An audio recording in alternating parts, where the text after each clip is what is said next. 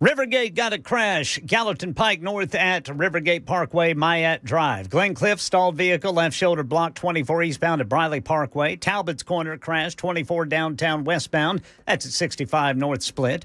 Then in Hillwood, a crash, 40 eastbound near Charlotte Pike. And look for that again, 65 southbound near Trinity Lane. Police reporting an injury crash. I'm Ken Weaver.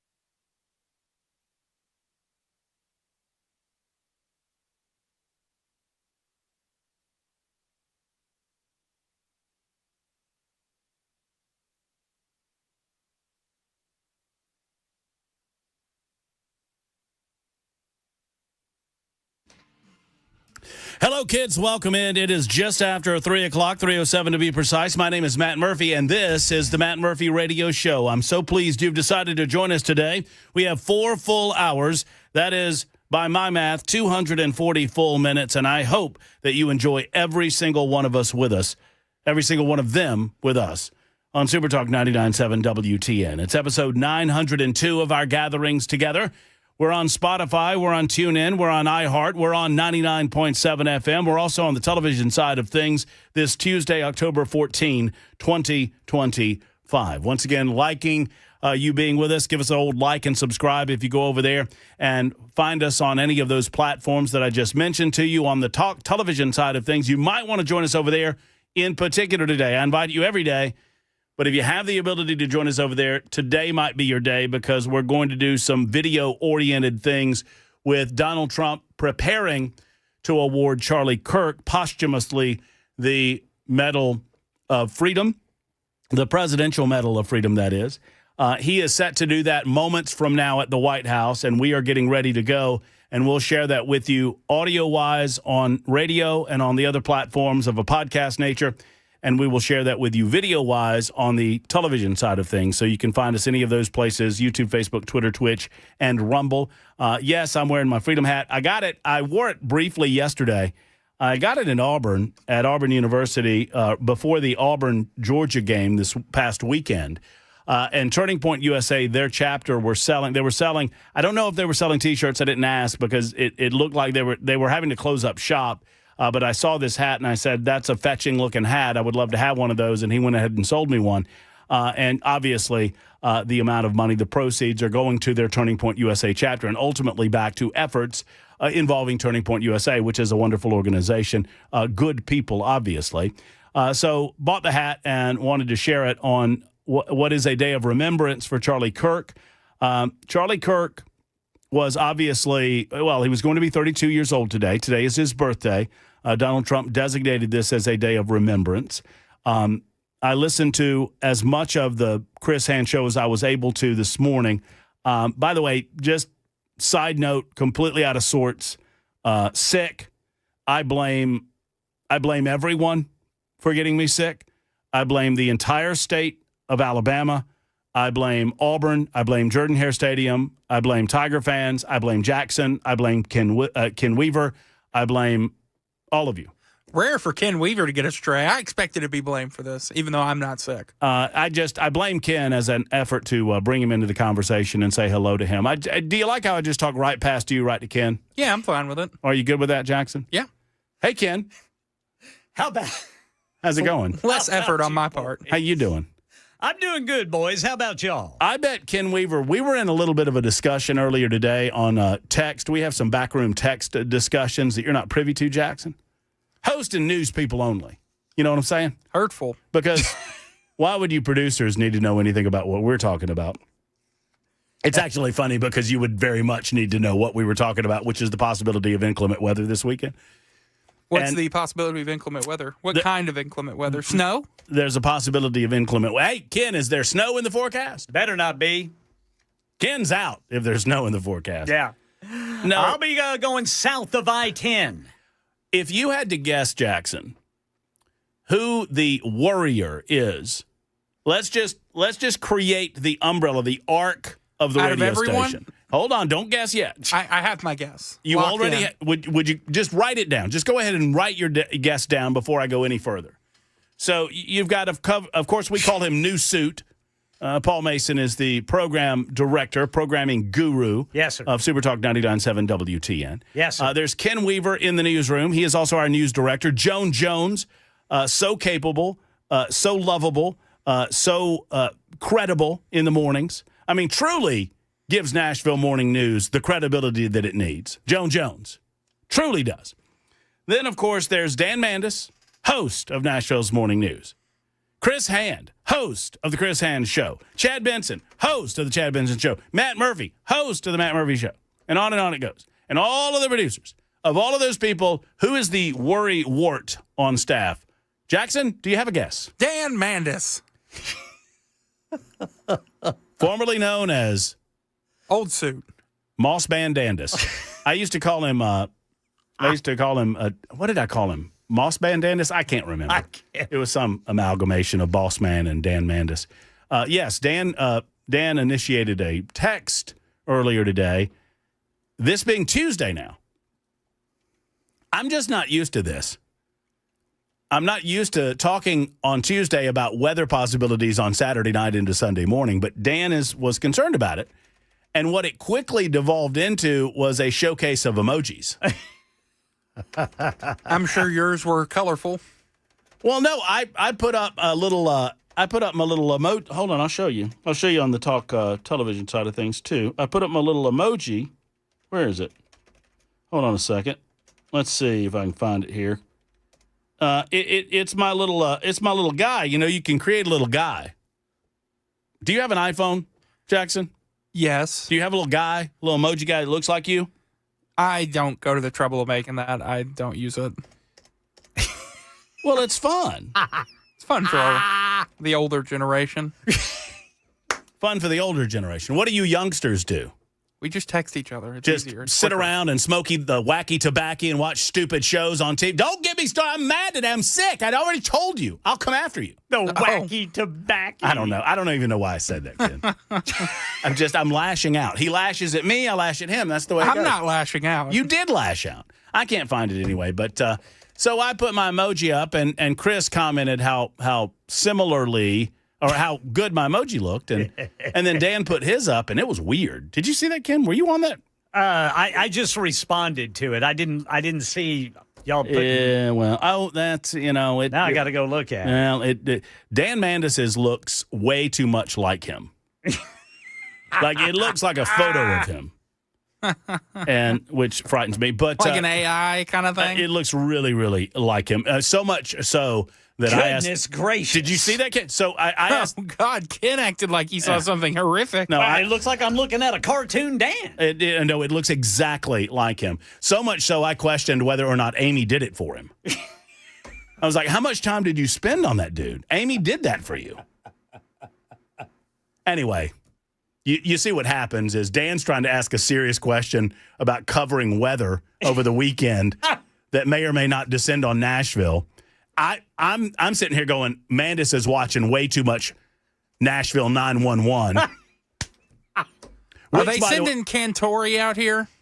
I don't think so. Because that's the time to be concerned. Which, by the way, I caught 5 minutes of that. That was the slowest tornado on the face of the earth, buddy. I told you. Oh, my goodness gracious. Well, they had to set it up for episode 2. And the acting is not good. It's not good. You just got to give it time. I don't expect acting to be good in those shows, and it's worse than I expected. You just got to give it time. Hey, guys, let's go help the firefighters lift that off of that person. Let's go.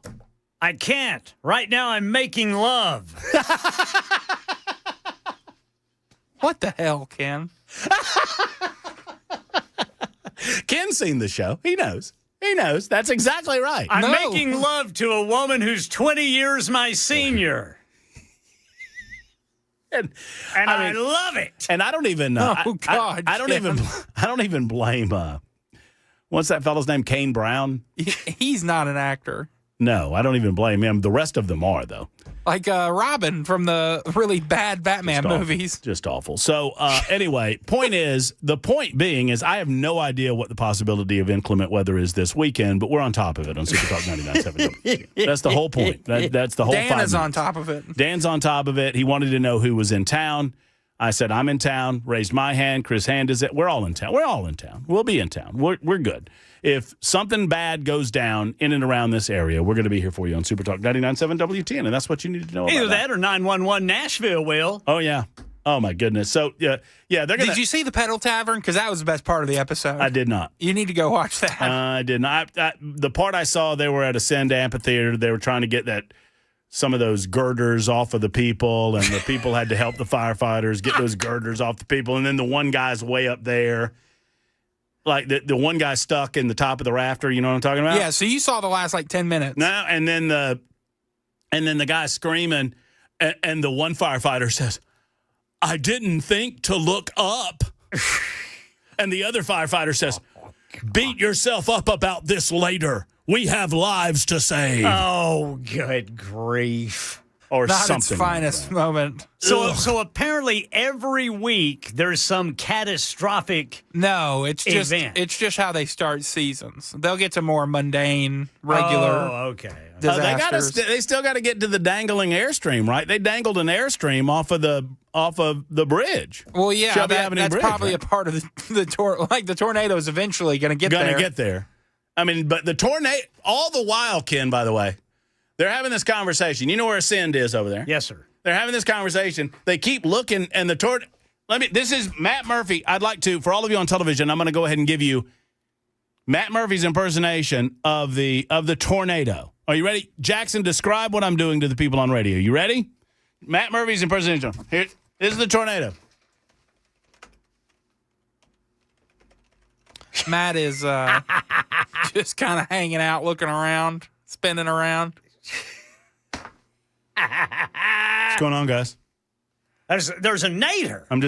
There's a twister. Ken Weaver, we got a twister headed right for us. It'll be here in 3 to 5 business days. That's exactly right. I could get an Amazon package quicker than that tornado is going to hit. Thank you, Jackson. Thank you. Well, that won't work for me because I've got a date with a woman 20 years my senior. And I plan to make sweet love.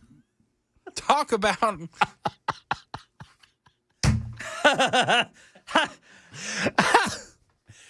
Oh, anyway, that's we're going to do weekly reviews. Instead of doing our movie reviews, we're going to do weekly reviews. Yeah, because you can't watch your movie. Nashville 911. You haven't watched yours either.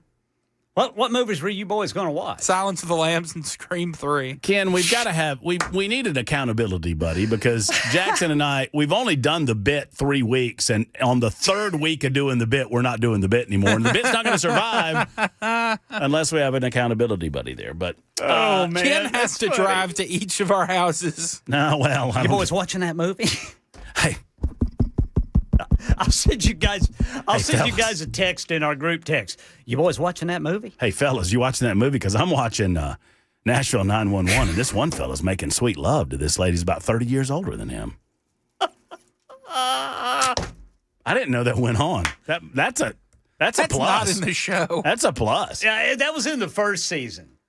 Like this young. Oh yeah, this the younger original 911. I forgot Yeah. about it. It was the lady from Friday Night Lights, Yeah. Connie Britton. Yeah, this young guy falling in love. Well, actually, she's probably 40 years his senior. He didn't mind. There's nothing wrong with a nice little spring-winter romance. It's Right. fall. Right, Jackson? You know what a spring-winter relationship is, Jackson? No. If you think of the seasons as the seasons of life, one person is in the spring season of their life. And Where everything's blooming. everything's in their 20s or maybe early 30s, and the other person perhaps is in the fall, late fall, or in the case of like Anna Nicole Smith, the deep, deep, dark winter. Oh God, Remember? everything is dead. Oh, no, that dude was like 95 years old. She thought she was getting yeah. some of that. She got nothing. She didn't get a dime, did she? Nothing. None of that. Yeah. Anyway, so anyway, we've got shutdown talk on the show today. a loaded show. We'll try to squeeze in as many telephone calls as we possibly can. Obviously, we're thinking about Charlie Kirk today on this day of remembrance. We're preparing to get ready for what is a White House ceremony. That's going to keep us a little bit vague on our schedule. We've got Senator Brent Taylor scheduled for 3:35 this afternoon. He is fresh off a news conference with Governor Bill Lee regarding violence in Memphis and the possibility of eliminating some of that violence thanks to the presence of the National Guard. We shall discuss that with Senator Brent Taylor just after the bottom of the hour.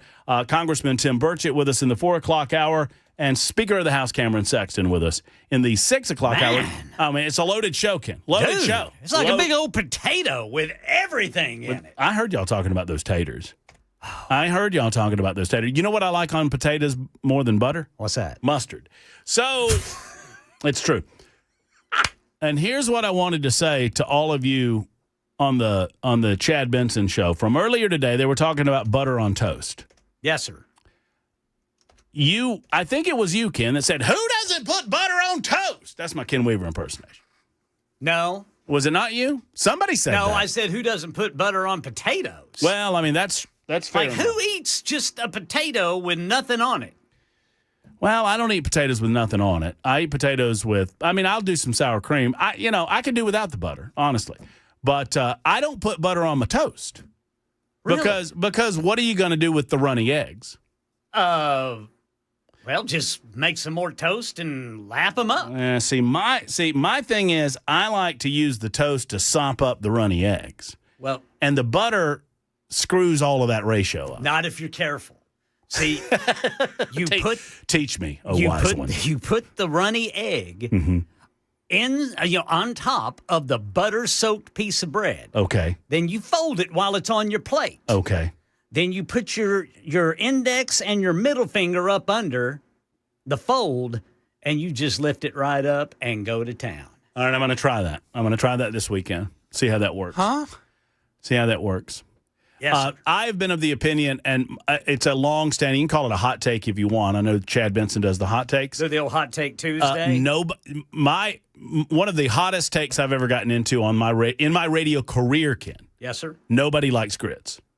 Nobody likes grits. Man, my wife loves them. Nah, she likes butter. Oh. She likes butter. Nobody likes grits. Nobody likes grits. Now, grits, that's pig's intestines, right? What? No, that's chitlins. That's chitlins. pork rinds. Okay. No, pork rinds is pig skin. Oh, What's chitlins? Chitlins are pig's intestines. But where? How do you eat those? Well, you fry them up and you eat them. Like pork rinds. Preferably cleaned. My grandpa used to talk about eating stump-slung chitlins. You know what a stump-slung chitlin is, Jack? You throw a chitlin at a stump?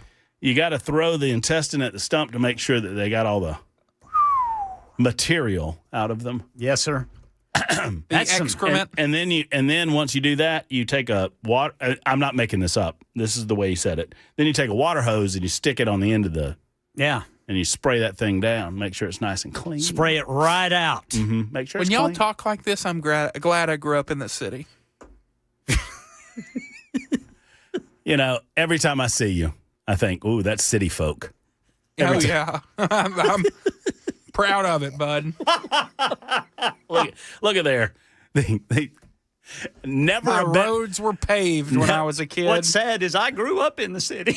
Never a better example of city folk than Jackson Williams. All right, so our schedule is going to be a little bit off because we do want to try to carry this ceremony. We will talk to Brent Taylor. We will talk to Tim Burchett. We will talk to Cameron Sexton and you on the phones. Open phone lines always, 615-737-9986. It's The Murphy Show, just getting underway.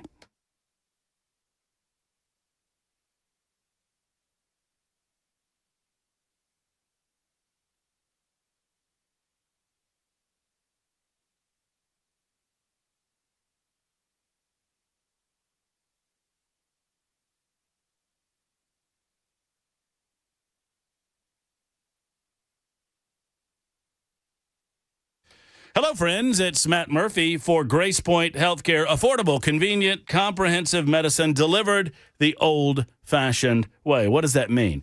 They are a direct pay primary care provider. But don't you worry, I have the Smart Care plan to tell you about. In a direct pay format, I truly believe this is the way that it should be in every doctor's office across America, but sadly not many of them do it. GracePoint does, because they value the relationship between you and your doctor, and they never want an insurance company or a pharmaceutical company getting in the way of that relationship. Toward that end, they don't allow it to happen. So you pay the medical doctors, you pay GracePoint Healthcare for the services provided, and you can certainly file with your insurance company for reimbursement after the fact. But the bottom line is this: the costs remain low for everyone because you know exactly what the cost is going to be prior to treatment. And no one tells the doctors what they can and cannot do when it comes to solving the issue in front of you, as opposed to just treating the symptoms. And that's what it's all about. 599-6868 is the number. 599-6868 for GracePoint Healthcare. Ask about the Smart Care plan for $99 a month for adults and $79 a month for youth. You can get unlimited office visits throughout the course of the year, plus free basic labs and diagnostics. It's a true value. 599-6868 in the heart of Franklin. Go by and see them. Modern medicine delivered the old-fashioned way.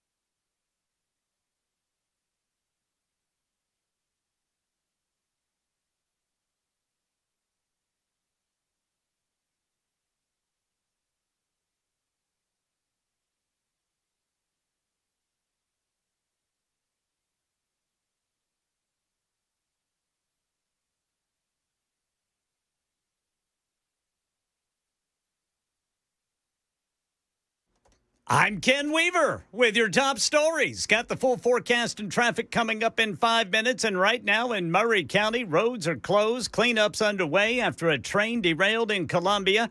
Happened just after noon near West 7th Street and Trotwood Avenue. Emergency crews quickly responded. Nearby Columbia Academy was evacuated as an abundance of precaution. Fortunately, no injuries have been reported. So there may be a lot of rumors going around, but the situation is safe. there's no leaks, there's no injuries, and taking a very slow, methodical process to mitigate this incident. And in fact, West 7th Street has been reopened there. That still is an active scene, so drivers are being asked to avoid the area nonetheless. Had another military U.S. strike in the Caribbean. President Trump says U.S. forces hit a narco-terrorist boat near Venezuela, killing 6. He claims that vessel was tied to drug trafficking and terrorism. Day 14 of the government shutdown with no solution in sight. Here's ABC's Jay O'Brien. There have been about 4,000 layoffs, the White House says, across various federal agencies as a result of this shutdown. The White House has said that these layoffs are necessary to correct the balance sheet of the government, try to move money around. But the reality is we have never seen mass layoffs like this in any other government shutdown in the past. Senate expected to vote today to try to reopen the government. We'll see. Federal Reserve Chair Jerome Powell says the sharp slowdown in hiring is posing a growing risk to the U.S. economy. Powell's comments today suggesting the Fed will likely cut its key interest rate twice more this year. He was speaking at a Philadelphia economics conference. And new evidence that American workers are holding on to their jobs for dear life. A survey conducted by a major industry group finds that 32% of small businesses had job openings that they could not fill last month. The NFIB monthly jobs report shows that 88% of those companies found few or no qualified candidates for positions they had posted. That's Jim Ryan reporting, and the latest news, traffic and weather next. I'm Ken Weaver, WTN News.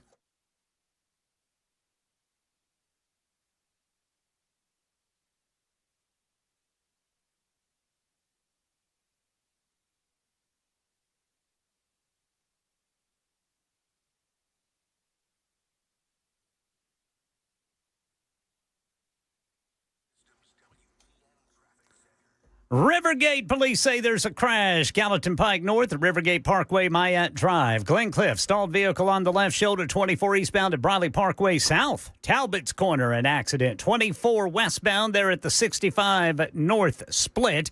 Hillwood got a crash, 40 eastbound near Charlotte Pike. I'm Ken Weaver.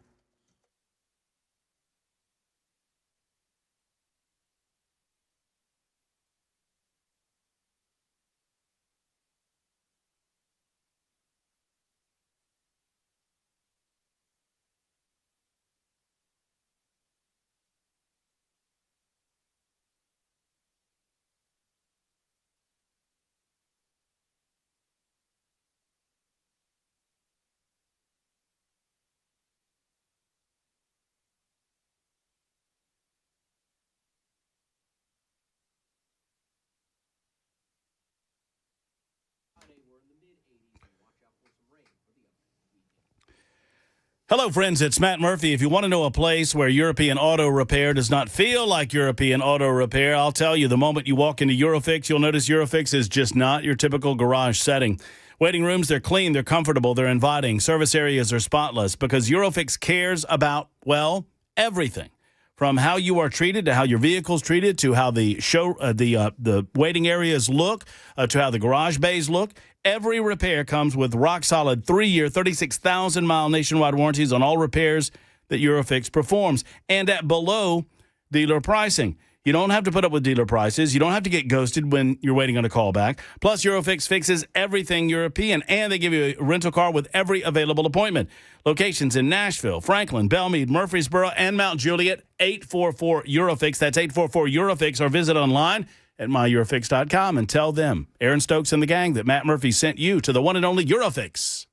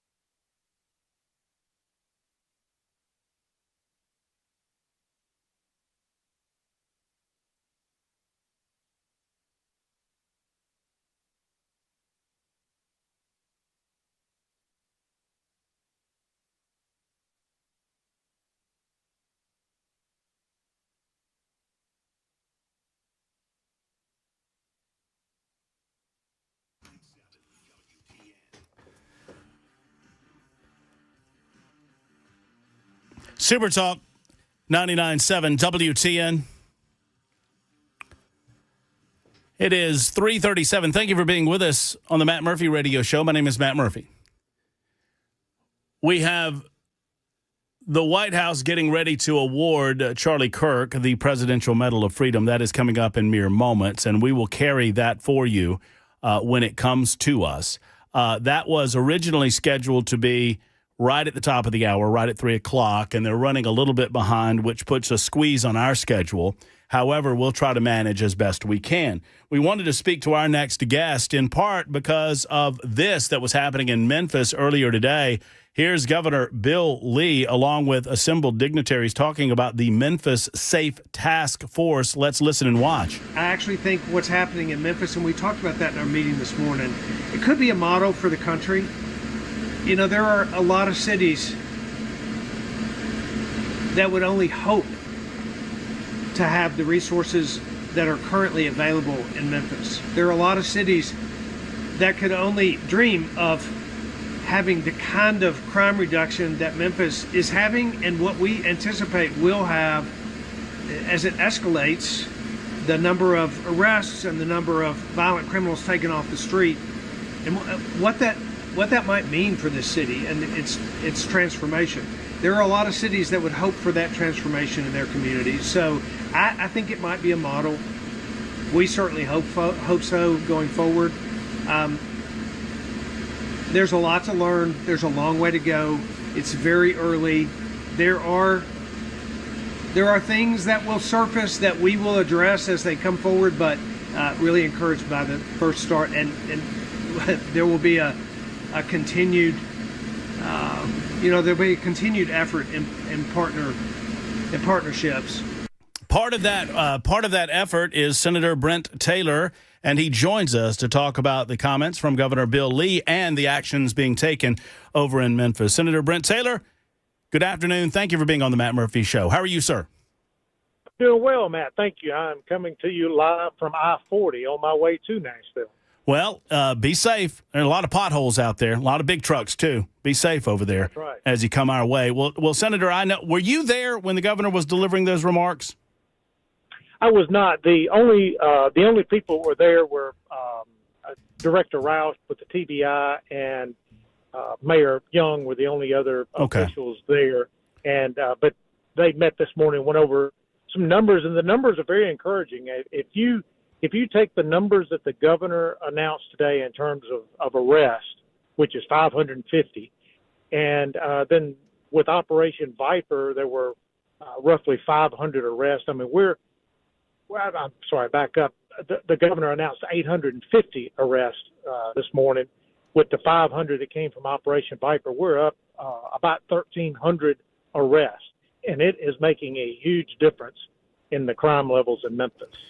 Well, Senator, I know that you have been talking about this for quite some time, and you and I spoke a little bit off air about it too, that the possibilities for Memphis to return to former glory are there. We just have to get the crime rates to a reasonable level, and it feels like this is our chance to do just that.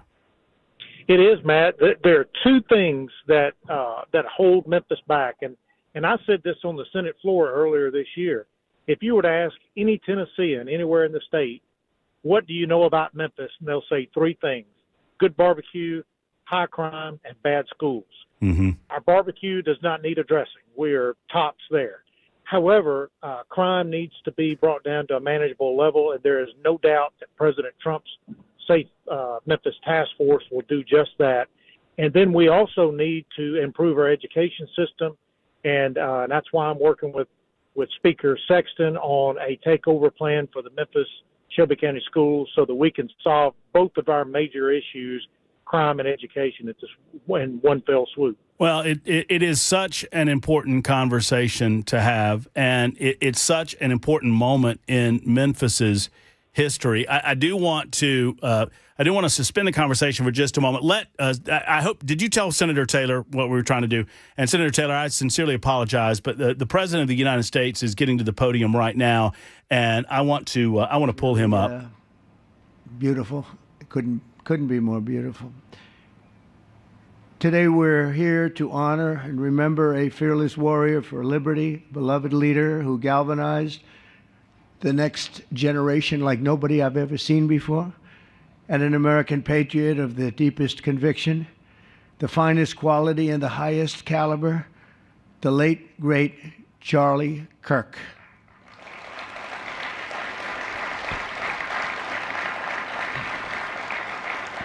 Five weeks ago, our nation was robbed of this extraordinary champion. He was a champion in every way. I got to know him so well. He didn't like losing, and he was able to fight people that were enemies, and he didn't necessarily love those enemies so much. You know, I heard he loved his enemies, and I said, wait a minute, is that the same Charlie that I know? I'm not sure, but I didn't want to get into it. But it was a horrible, heinous, demonic act of murder. He was assassinated in the prime of his life for boldly speaking the truth, for living his faith and relentlessly fighting for a better and stronger America. He loved this country. And that's why this afternoon it's my privilege to posthumously award Charles James Kirk our nation's highest civilian honor, the Presidential Medal of Freedom. Thank you.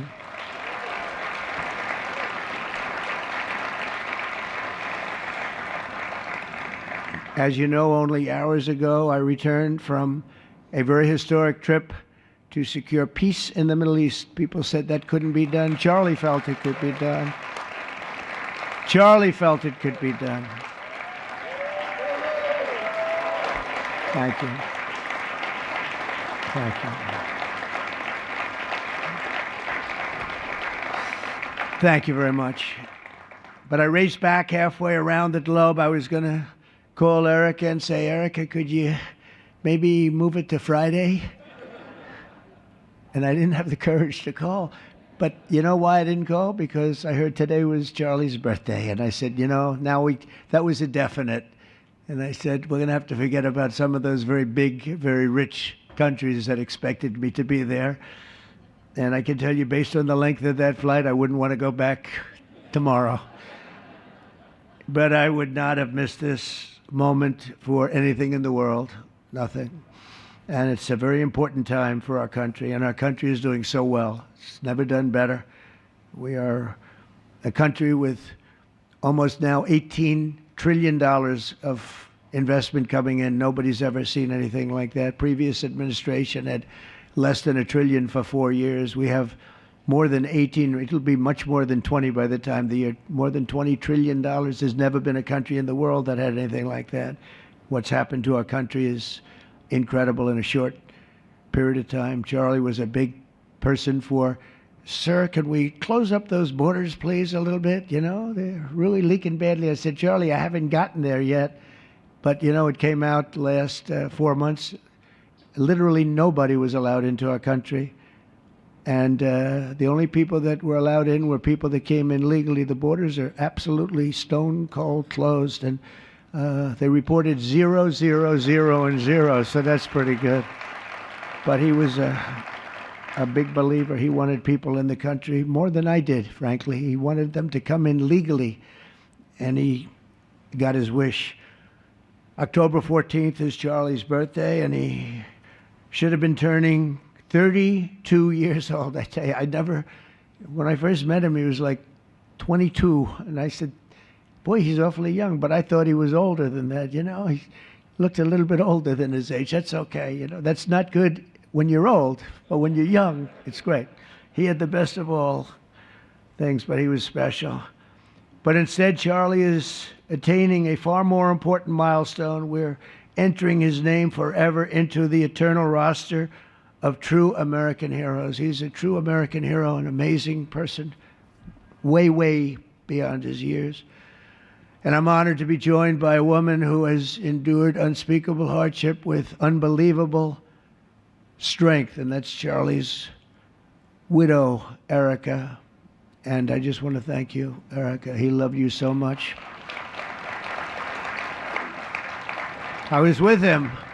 Oh, please. Thank you, darling. Thank you. I was with him before I met Erica, and he told me he was going to get married. He said, "You won't believe how beautiful she is." I said, "Well, then now that I meet her, he's right." But then he also said, "And you know what? She's like the smartest person I know." See, they do go together on occasion. Not often. Not often. But on occasion they go together. But he was in love with you. He was deeply in love with you. It's great.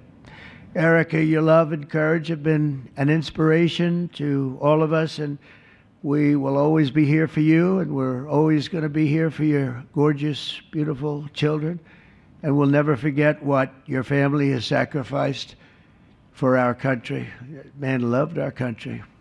When things were going badly for our country, he was so, as you know, angry. He would get angry because he said it doesn't have to be that way.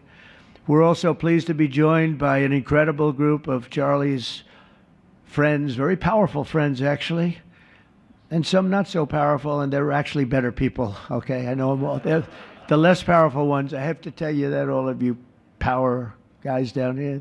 The best ones in the group are the ones that are less successful, but that happens too. No, they're all great, and they're here. And let's start with Erica's father. Where is Erica's father? Where are you? Where are you, Dad? Oh, look at him. Wow. I want to get a hat like that, too. I like that. How are you? Nice to see you again. Thanks as well to Vice President J.D. Vance, who's been fantastic. J.D., thank you very much. Great. Doing a great job. Did a great job on Sunday with George Slopadopoulos. Put him away pretty good. Slopadopoulos. Second lady, who's a phenomenal woman, Usha Vance. Thank you very much, Usha. Thank you very much. I always get nervous when he pronounces her name. President of Argentina. He wanted to be here. That's Argentina's a serious flight, right? And he's become a superstar, and he's doing amazing things. He's a MAGA person, but it's make Argentina great again. That's what he does, right? And I want you to stand, please, Javier. Javier Milei. Wow, man. Rock star in Argentina. Doing a great job. Doing a really good job in Argentina. Thank you very much. Many members of my cabinet are here. Just about all of them are here. I won't go into every single one of them, but I'll announce a few of the people that have really turned this country around and helped me. Incredible people. Speaker of the House, Mike Johnson. Where is Mike? Mike, what a job you're doing, Mike. What a job you're doing. And I watched you this morning, and you're in there trying to say, look, just let the country open. Everything will be fine. We're dealing with some radical left lunatics. And I just wish Charlie was here to fight us. I think the fight would have been over already. He would have had a march on the Capitol by people whose average age is about 21, because there's nobody that had that relationship with young people. Right, Mike? So thank you, Mike, for being here. House Majority Leader Steve Scalise. Steve, thank you very much. A brave guy and a friend. House Majority Whip, another terrific man, Tom Emmer. Tom. Thank you, Tom. Senate Majority Whip, John Barrasso. John, thank you very much. All right, here's what I'm going to do. While Donald Trump is offering introductions, we're going to step away from this very briefly. We'll do a couple of commercials, and we'll get back to it in time to get to the actual event where he offers the Presidential Medal of Freedom to Erica Kirk in honor of Charlie Kirk. So we're going to try to squeeze this in real quick while introductions are going on. It's 51 after the hour. You're watching and listening to Super Talk 99.7 WTN.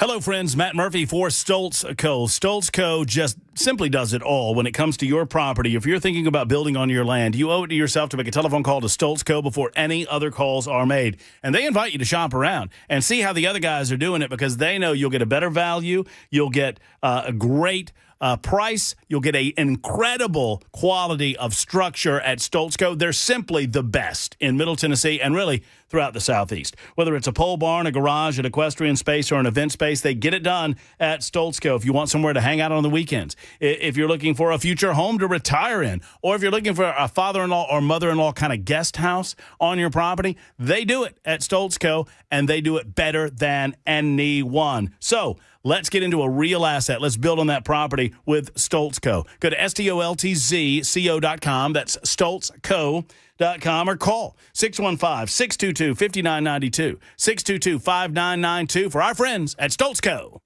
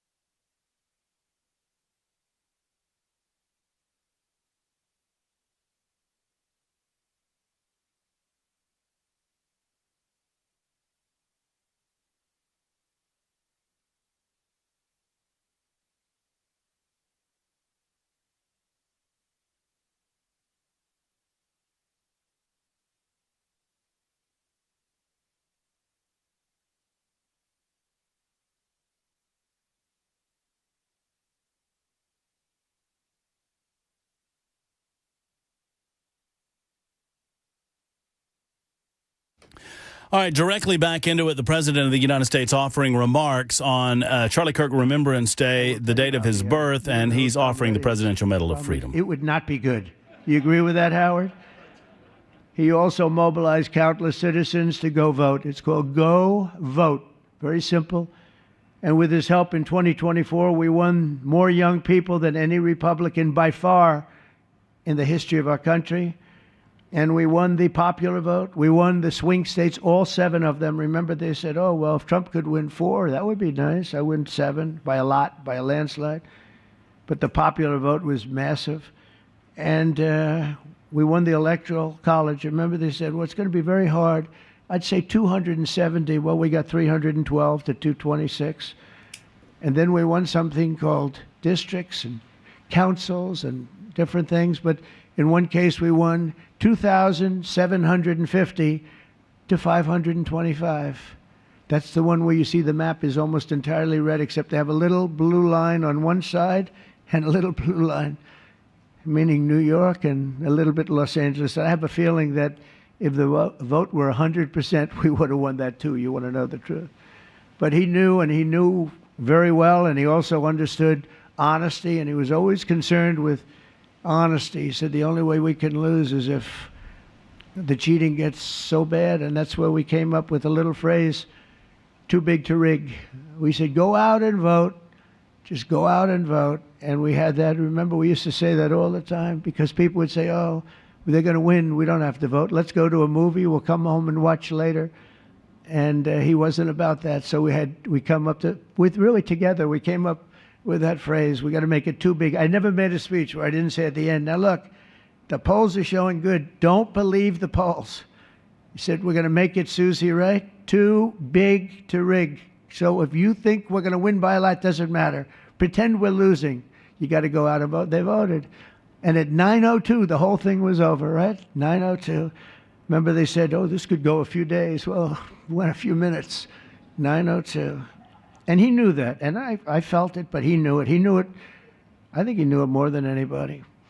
But Charlie never missed an opportunity to remind us of the Judeo-Christian principles of our nation's founding or to share his deep Christian faith. In his final moments, Charlie testified to the greatness of America and to the glory of our Savior, with whom he now rests in heaven.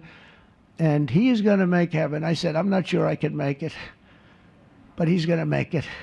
He's there. He's looking down on us right now. It's so incredible. Look at this, how this turned out. This was supposed to be so dark and cloudy. Not dark and cloudy, as I said. Look at that, how beautiful that is. There's no artist that can capture it as beautiful as it is today. Wow, it's amazing. As I said, on the day that he was assassinated, Charlie Kirk was a martyr for truth and for freedom. And from Socrates to think, and to St. Peter, from Abraham Lincoln to Martin Luther King, those who change history the most, and he really did, have always risked their lives for causes they were put on earth to defend. He was put on earth to do exactly what he was doing. He didn't want to waste time. He would have been a top student at any college in the country. I know the college as well. He's smarter than the guys there. He was so smart. But he almost, I guess, didn't have the time. He knew what he wanted to do. It wasn't like, gee, I want to sit in the classroom for 4 years listening to people teach me liberal principles, because they were never going to teach him that anyway. But he didn't have the time. He really didn't have the time. But every time the enemies of goodness and virtue tried to silence the voice of righteous and noble leaders like Charlie, they failed. They seem to fail. Ultimately, they look like they're doing well, and then they end up failing, because the truth has been unrelenting over the years, over history. And people like Charlie, it's just they've got a power that others don't have, and very few people will ever have. So today, like those martyrs before him, Charlie's voice, his message, and his legacy are stronger and greater than ever before. They are greater than ever before. Look, this is a horrible event, but it brought out the greatness of Charlie. Nothing could have ever supplanted this. It's incredible, the way people are talking about him. And you're listening to live remarks from the Rose Garden in the White House. President Donald J. Trump remembering Charlie Kirk on WWT in Hendersonville, Nashville. They just don't. And then you do have people in the days since Charlie's killing. We've seen exactly why our country so dearly needed his example. We've watched legions of far-left radicals resort to desperate acts of violence and terror because they know that their ideas and arguments are persuading no one. They know that they're failing. They have the devil's ideology, and they're failing, and they know it. They feel it, and they become violent. They seem to become very violent on the left. They've rammed vehicles into federal law enforcement, fired sniper rifles at ICE agents, and me, you know. But I made a turn at a good time. I turned to the right. Charlie couldn't believe it, actually. He said, how the hell did you make that turn? I said, I don't know. But fired rifles and threatened the lives of our Supreme Court justices, our great justices. They have to be protected. We just issued a lot of money, $60 million, to protect the Supreme Court justices. Very important. We can't let anything happen. In places of worship, we're protecting our people. We've seen that a candidate for Attorney General in Virginia boasted that he would want to see the Republican legislature, a legislator in Virginia, shot in the head and to see his children murdered. He actually said this. And now he continues to run for office, and most people continue to back him. But he said he wants his man shot said shot in the head and to see his children murdered. And they keep running. Pretty amazing, right? That's a bad one. Let's see how that turns out, but that's a really bad one. Nobody's heard that one before. Especially in the wake of Charlie's assassination, our country must have absolutely no tolerance for this radical left violence, extremism, and terror. We're done with the angry mobs, and we're not going to let our cities be unsafe. We're going to make sure our cities are safe. When you have Chicago, where they had 4,000 people murdered over a very short period of time, 4,000 people, and then we have a governor stand up and say, oh, things are going swimmingly. No, they're not. We're going to make Chicago safe, just like we're going to make, look what we did in D.C. It's so nice that we started here, because this was one of the most violent places in the United States. It'd be dangerous to be right out here. But you couldn't go to a restaurant. The restaurants were all dying. The whole place was dying. You'd have these gorgeous, look at the Washington Monument over there. You'd have these gorgeous buildings and monuments and structures. And people were afraid to leave their apartment. They were afraid to go to work. They'd get into an Uber and they'd feel safe, and then the Uber would be attacked. They thought they made it to safety, and then the Uber was attacked on the trip in. But we've done a great job, and now it's considered a totally safe city. We haven't had problems. It took us 12 days to make it great. We took out, Pam, 1,700 hard criminals, career criminals in many cases, but these are hardened criminals. Many of them came in through the Biden open borders. We brought them back to the countries. And a couple were so violent that we put them in jail. We don't want to take a chance that they could get back in, because no matter how good we do, somebody can sneak in. They were so violent and so bad. One arrested 28 times. Every time he left prison, he'd get into a violent incident. 28 times. And we put him away for a long time. But we're done with the angry mobs. We're done with it. This is such an unbelievable place right now. You take a look where you can walk down the middle of the street with your wife or your husband. Your children can walk. They can walk alone. It doesn't matter. They can walk anywhere in Washington, and they're safe now. If this were a year ago, they'd have a serious chance of being badly hurt, even killed. They'd come in from Indiana, they'd come in from Iowa, they'd come from Florida to see their nation's capital, and somebody would have to call the parents, I'm sorry, but your son or your daughter's been killed. Not anymore. You hear those sirens going off? That's good. That's a good sound. That means they either got the bad guy or they're going to stop the bad guy. You didn't hear that sound because nobody wanted to do anything. Nobody. Listen to the beauty of that sound. Seriously. And that's the real deal sirens. They're not politically correct sirens. You hear them, they're about 3 miles away. They're not politically correct sirens. Those are the real deal sirens. Stopping crime. That's what they're doing. That's my man. So we're done with the voices of fools. They're fools. And death threats. And we're going to make our cities safe. And I thought it was Charlie's, one of his biggest dreams was that. He couldn't believe it. Chicago's going to be a great city again. We've already, we sent people in there 6 months ago, and this governor said, well, crime is down. Yeah, that's because we had the FBI in there for 6 months, just preparing it for the bigger surge. And they've done a great job, the cash and the FBI. They've done a great job, and they love doing it, They love being able to do it. They were restricted from doing it. They couldn't do anything. And now they're totally unrestricted. All they have to do is stop crime. And they're doing it. By the way, Memphis, as you know, you heard they went in about a week ago. One of the most dangerous places in the country. It's really in the world. It's not just the country. They have very few cities that would compare to some of these cities. You go to Afghanistan, you say, oh, that's unsafe. Well, the crime numbers are much better than the crime numbers in places that we have. So Memphis, I understand, is doing unbelievably in 1 week. It's like a different place. And this took 12 days, and then after that, we just perfected it. But after 12 days, we had good safety here. After 1 month, it's like, it's really amazing.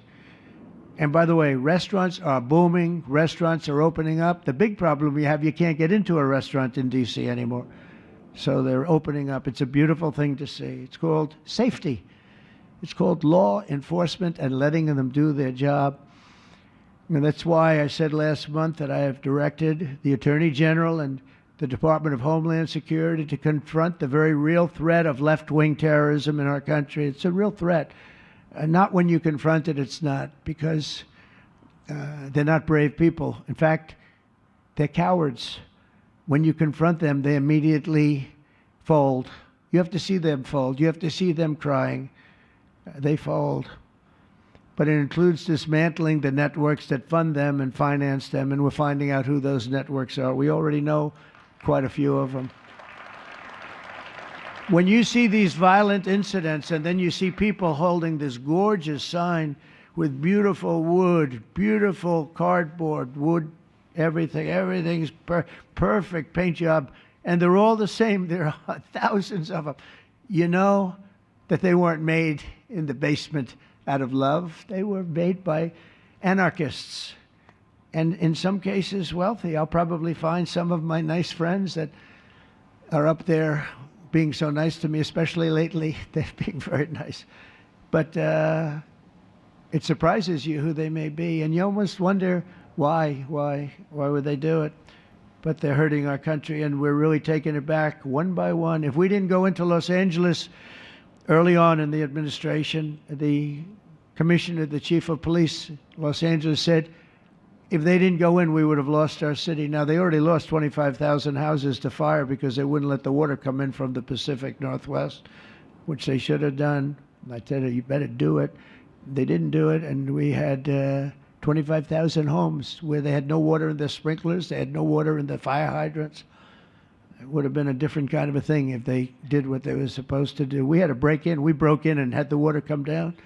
They said for the environment, great, they lost 25,000 houses. It's incredible. But the commissioner said without the federal government and President Trump's intervention, we would have lost the entire city. And we have the Olympics going there soon. I got the Olympics. We have the Olympics. We have the World Cup.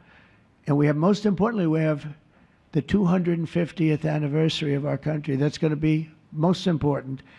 And all of these things are happening. And we're going to have safe cities. We're going to have very, very safe cities. So 1 month after Charlie's death, we still feel the terrible shock and the pain of his loss, like just about nobody I can think of. Charlie Kirk was one of a kind. He was unstoppable. And he really was. Boy, when he had an idea in his head, he would call me, "Sir, please, you haven't done it yet." I said, "Charlie, relax. Just relax." He didn't relax. He'd call me the next day again. It got it done. But he was like indomitable and always will be. He's really irreplaceable. Nobody can replace him. But they're going to do great. But you can't replace that kind of person and that kind of talent, frankly. The word talent is an important word, but that kind of talent. So we hold his memory in our hearts forever. Every single day of this administration, we will continue to carry out the mission for which he lived, and he really did. He lived for this country. He lived for his wife and his family, but he lived for this country too. In Charlie's honor, we will continue like we have been to fight, and to win. We're going to win so much.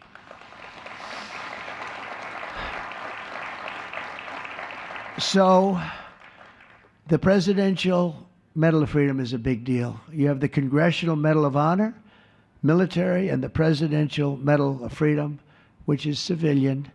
And the Presidential Medal of Freedom is a really big deal. Very few people get it. Very few people, frankly, qualify. It's a decision of the president, but it's a qualification that's a very hard one to get. And I would like to ask, if I might, the military aide to read Charles James Kirk's citation for the Presidential Medal of Freedom. Thank you very much. Thank you.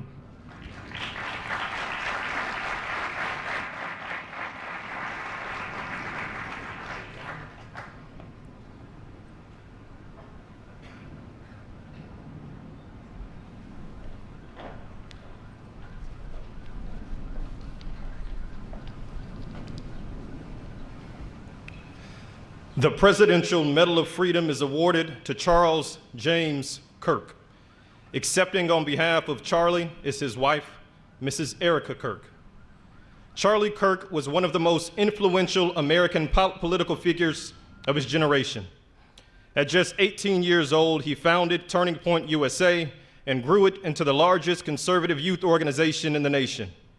For over a decade, he tirelessly traveled the country leading a movement to restore respect for our founding principles, reawaken our national identity, and inspire a renewed spirit of religious devotion. He was one of the great debaters and communicators of his time. Despite receiving repeated threats, he remained undeterred and modeled courage, logic, humor, and grace to the next generation.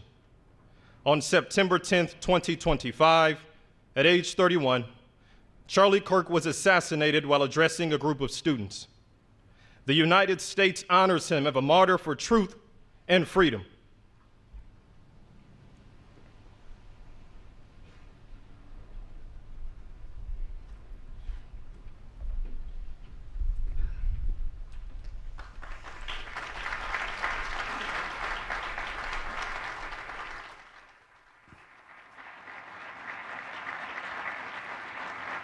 Donald Trump presenting the Congressional Medal of, or rather the Presidential Medal of Freedom to the wife of Charlie Kirk, Erica Kirk.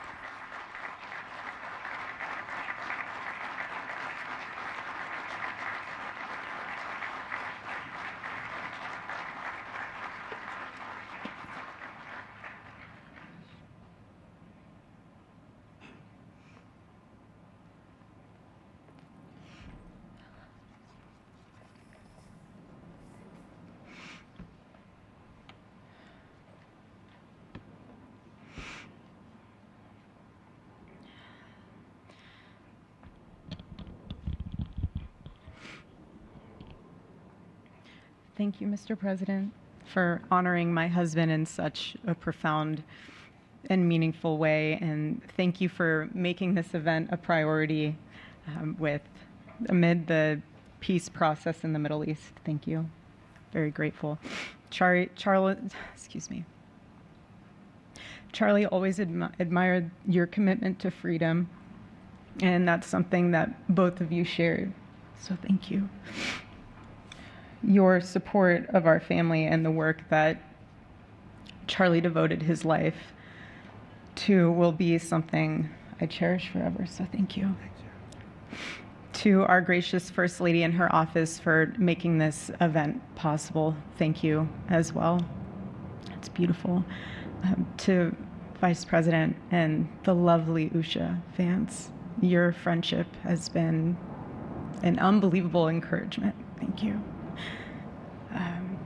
And to all our friends and family that are here and watching from all around the world, thank you for loving us. Thank you for praying for us and for believing in what Charlie believed in. And to our Turning Point USA staff and the Charlie Kirk Show staff, we love you more than you could ever know. And to the Turning Point USA chapters that are watching all across America right now, you are the heartbeat of this future and of this movement. Everything that Charlie built, you guys are the legacy holders of that. You are living proof that his mission did not die with him. It lives through you. And Charlie always said the next generation will decide whether freedom endures. And because of you, I know that freedom will endure. It will. And today we're gathered not only to celebrate Charlie's birthday, but to honor a truth that he gave his entire life to defend, and that's freedom. The very existence of the Presidential Medal of Freedom reminds us that the national interest of the United States has always been freedom. Our founders etched it into the preamble of our Constitution, and those words are not relics on parchment. They are a living covenant.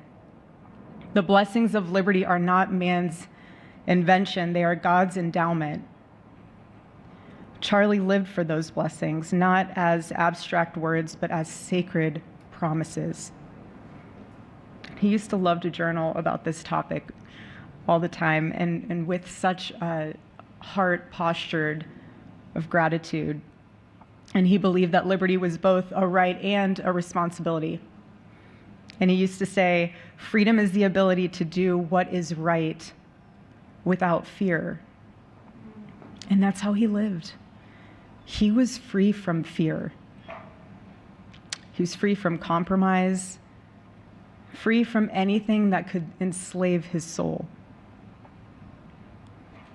His name, Charles, literally means free man. And that's exactly who my husband was. He was a free man. And from the time I met him, sitting across from him, being interviewed on politics and philosophy and theology, anything that Charlie loved, any topic he loved. And I just saw the fire in his soul, and there was this divine restlessness within him that came from knowing God placed him on this earth to protect something very, very sacred for all of us. And he never stopped fighting for people to experience freedom. He didn't. Charlie often said that without God, freedom becomes chaos. And he believed liberty could only survive when anchored to truth. And I remember in one of his speeches, he told the audience that the opposite of liberty isn't law. He said it's captivity. And that the freest people in the world are those whose hearts belong to Christ.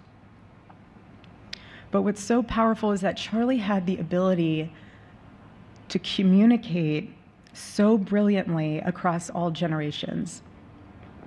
And he reminded us that in a world that tells us freedom is doing whatever you want to do, the real freedom is the power to live freely and to do what is right.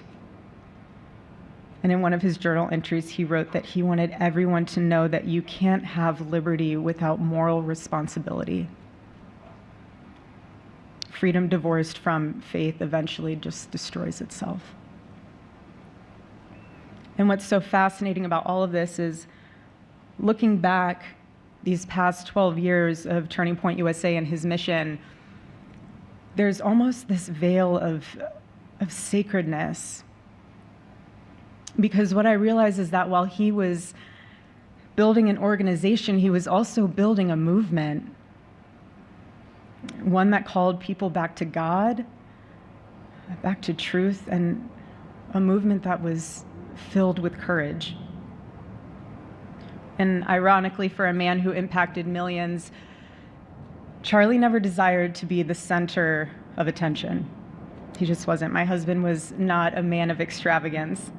He loved simple but deeply meaningful things. Truly. He loved his late night walks. He loved buying more books than he could ever read because he felt there was no such thing as a book budget. And he loved being able to read to our kids the same bedtime story on repeat because he knew it was their favorite. But to him, that was special. And he loved to sit in the sun on a Saturday morning with his cup of decaf coffee, and his phone was off because he was honoring the Sabbath. And for him, it was that moment to catch his breath and just be in peace because he was unreachable at the moment. And he preferred quiet birthdays. But that never stopped me from telling him. I told him every single year, I said, baby, I love your birthday. I said, because it's the day that God knew the world couldn't go another day without you.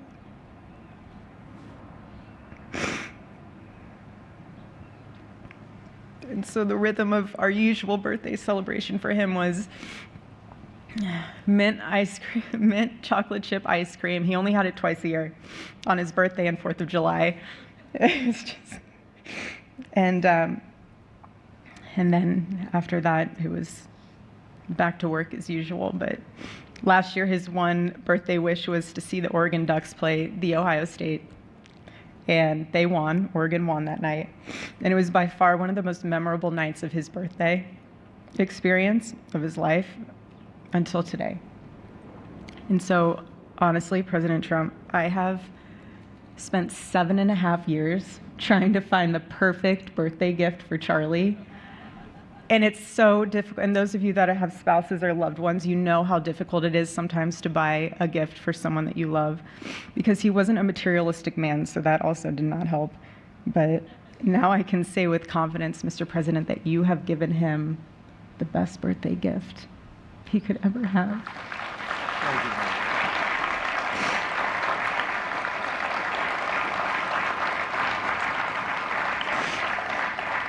It's such an honor and the recognition of a life lived for defending freedom.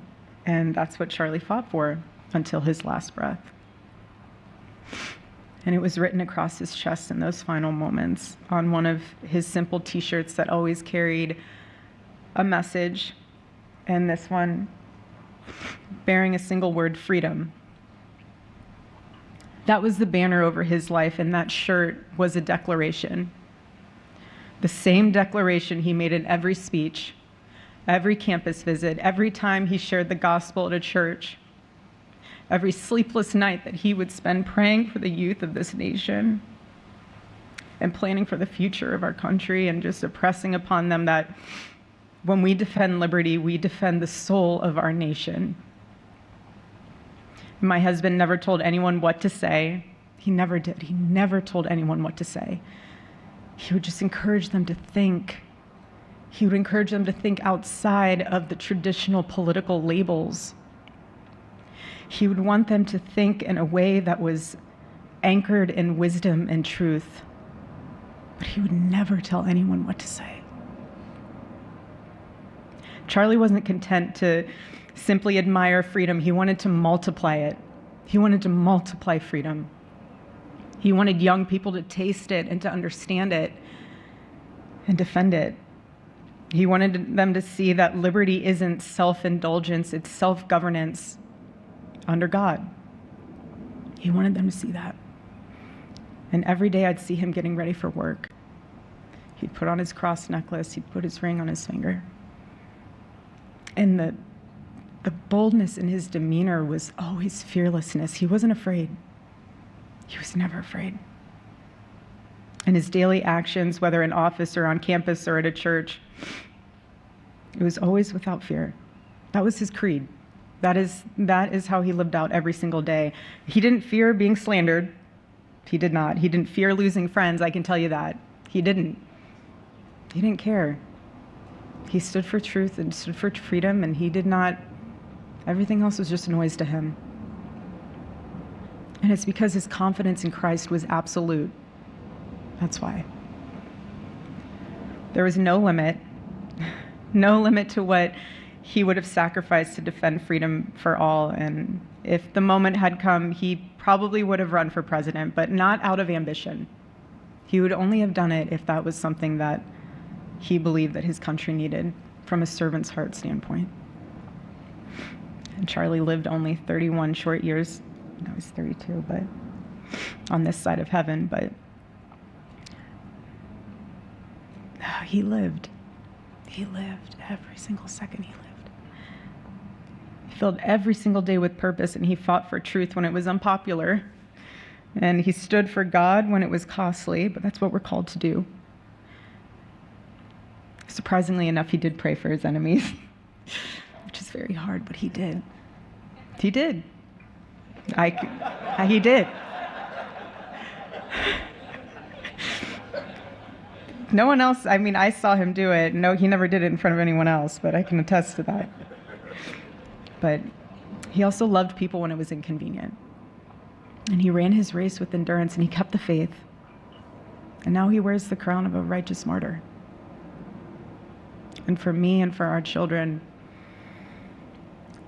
the truth really steadies our grief, because heaven gained what earth could no longer contain: a free man made fully free. And to all watching, this is not a ceremony. This is a commissioning. And my message is simple. I want you to be the embodiment of this medal. I do. I want you to free yourself from fear I want you to stand courageously in the truth. Listen for the still, small voice of God. And remember that while freedom is inherited in this country, each of us must be intentional stewards every single day. God began a mighty work through my husband, and I intend to see it through. And the torch is in our hands now. It's in mine, it's in yours, it's in all of yours, it's in all the students with Turning Point USA.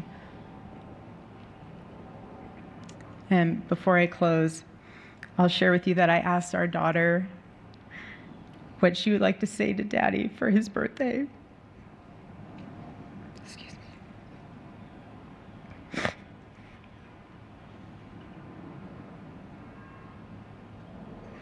She said, "Happy birthday, Daddy. I want to give you a stuffed animal.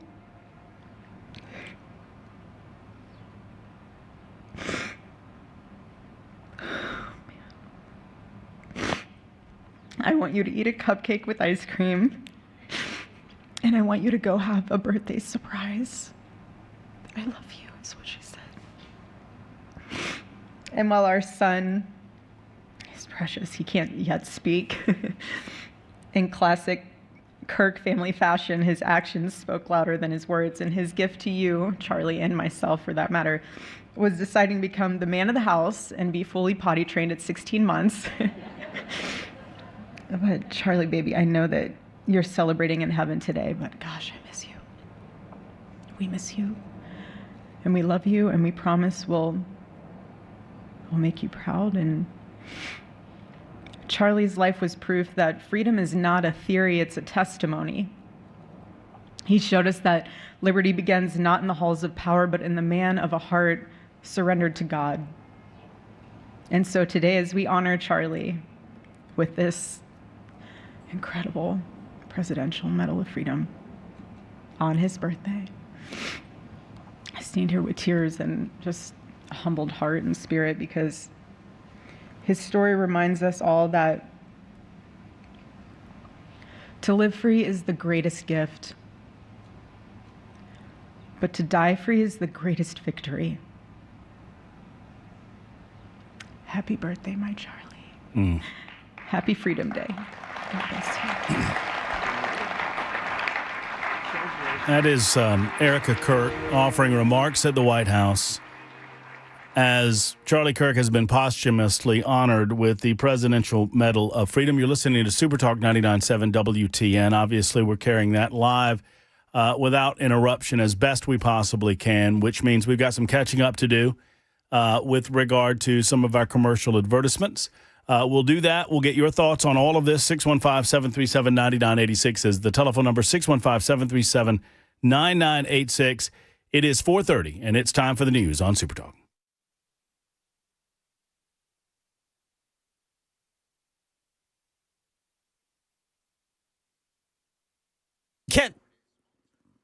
I'm Ken Weaver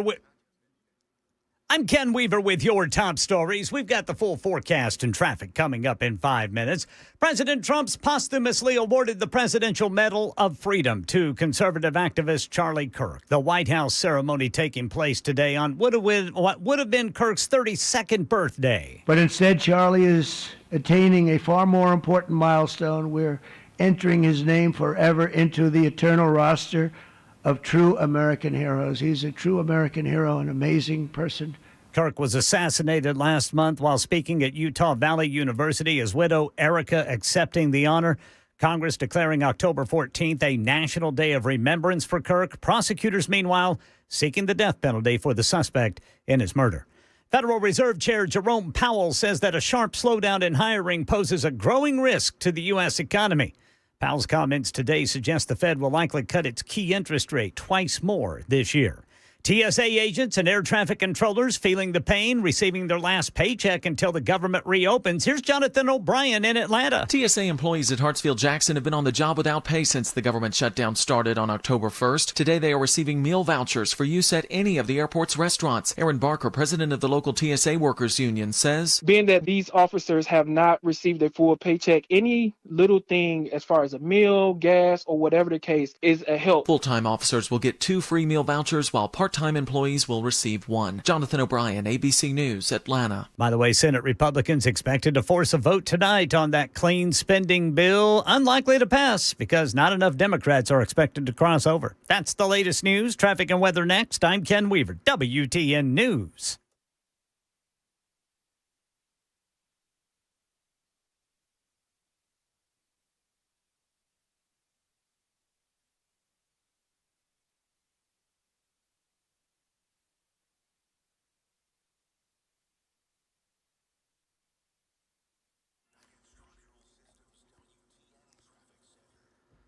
Belmont area, police reporting a crash 440 eastbound at Hillsborough Pike. Woodbine, still got that crash reported 24 westbound there at I-440. And then in Glencliff, stalled vehicle on the left shoulder, 24 eastbound at Briley Parkway South. Talbot's Corner, 24 westbound at the 65 North Split. I'm Ken Weaver.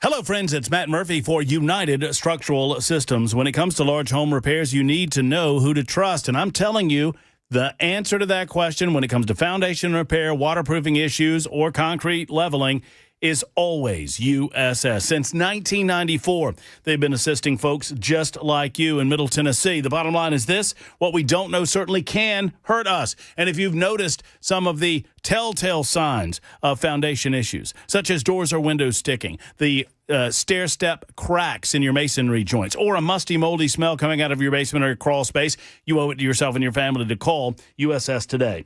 USS has been keeping homes stable and dry since 1994 with over 30,000, count them up, 30,000 satisfied residential customers. That's a lot of residential customers. Give them a call if there's any issue with you. 615-488-7855, 488-7855, or online at USSTN.com.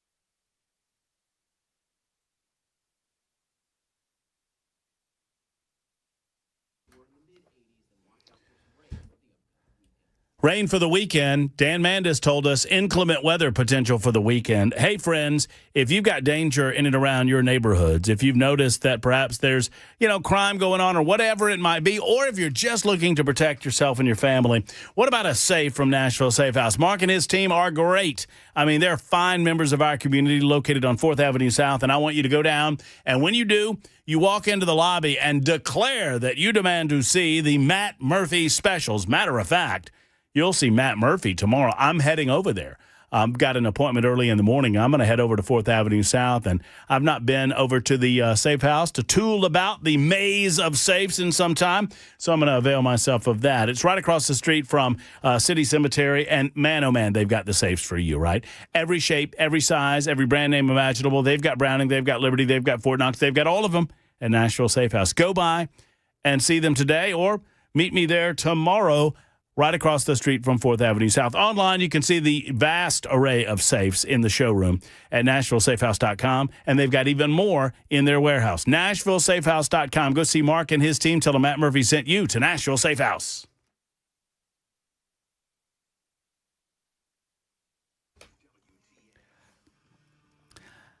All right, trying to play a little bit of catch-up. Obviously, Super Talk 99.7 WTN, we thank you for being out there. It is the Matt Murphy Radio Show. I am Matt Murphy. Ken Weaver back in News Closet B. Jackson Williams running the show, controlling the experience, and trying to do his best to catch up for everything that we have to do over the course of the broadcast day. As we spend a good bit of time in the Rose Garden, wanting to share uninterrupted Donald Trump's remarks and then subsequently Erica Kirk's remarks upon the Day of Remembrance that we've all been enjoying, a Day of Remembrance for Charlie Kirk, who would have turned 32 years old today.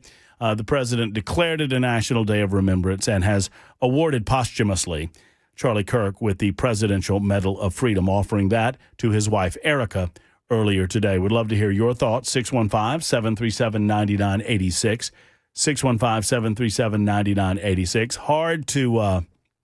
Hard not to shed a tear or two when Erica Kirk spoke about how Charlie liked to celebrate his birthdays, said that this was the best birthday gift that she could possibly imagine. Obviously, these Erica, Charlie, his entire family, his circle of friends, they are faithful people.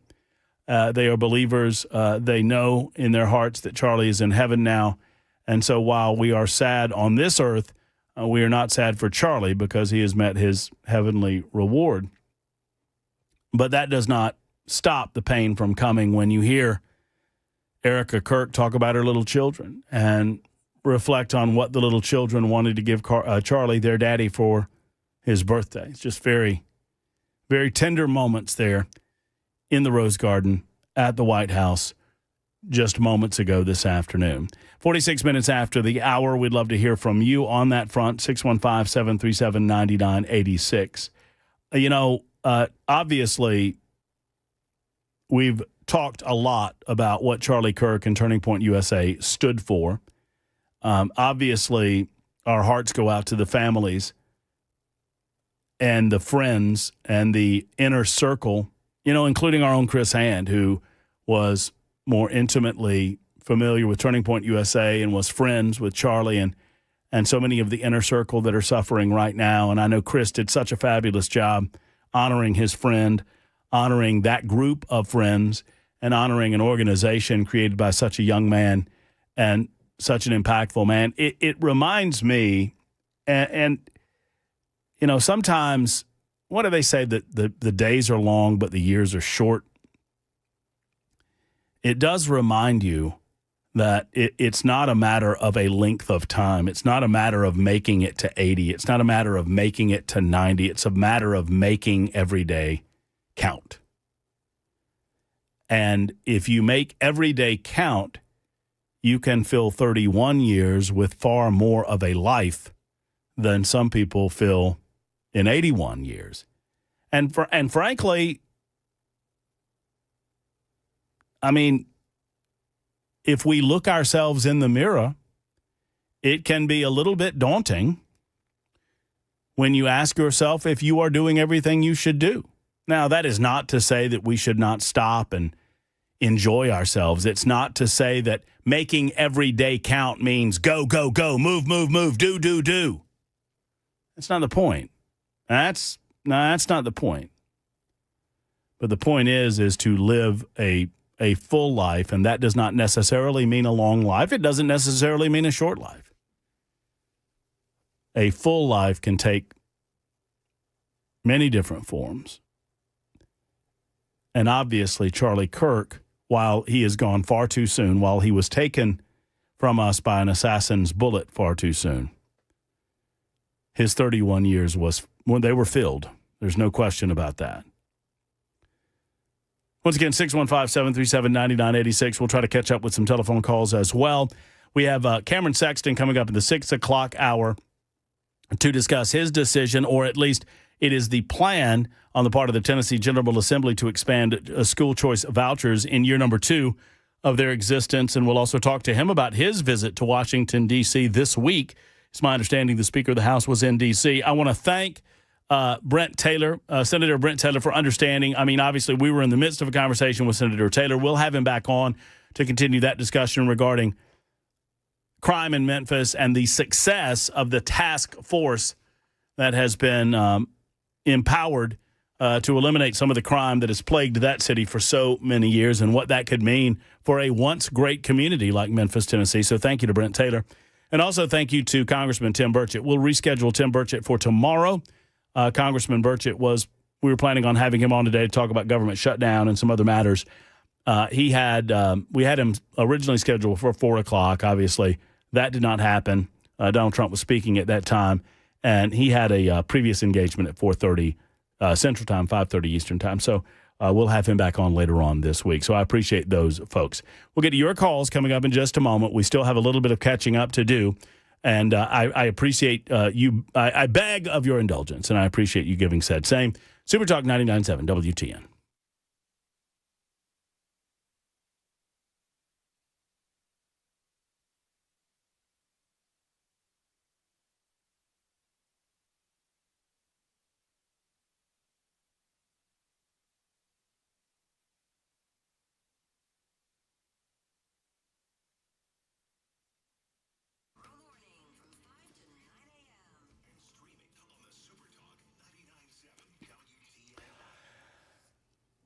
Shane Ring has drilled it into my noggin with Cover Nash that folks simply do not have to wait to quote-unquote open enrollment periods in order to make changes in their insurance plans. There are ways to make some changes without having to wait.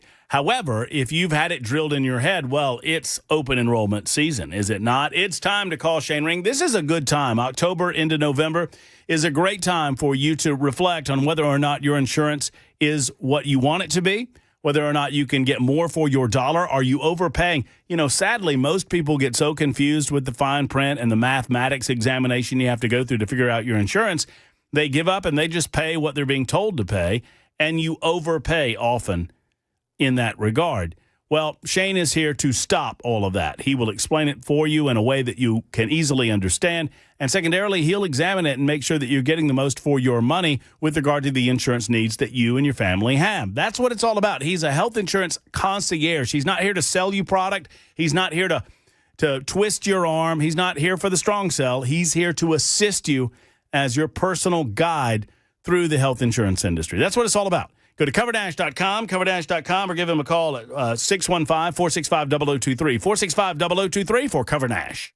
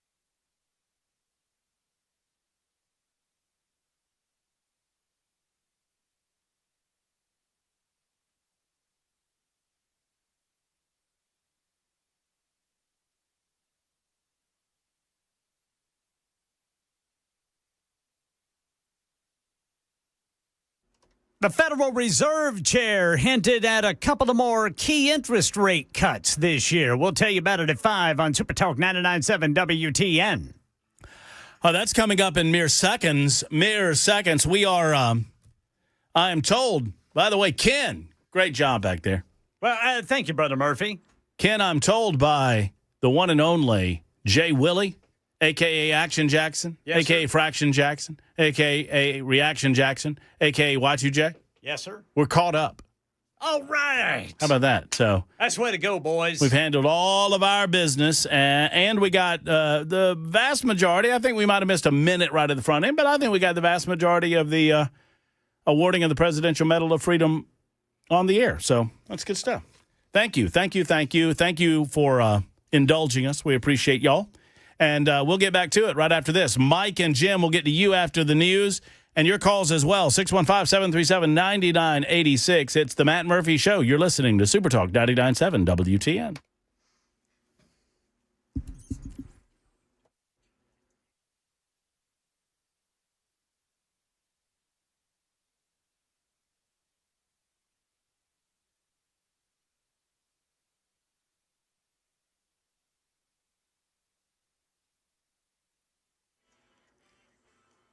5 o'clock on the dot. I'm Ken Weaver with your top stories. Full forecast and traffic in 5 minutes. And Turning Point USA founder Charlie Kirk has been awarded the Presidential Medal of Freedom posthumously.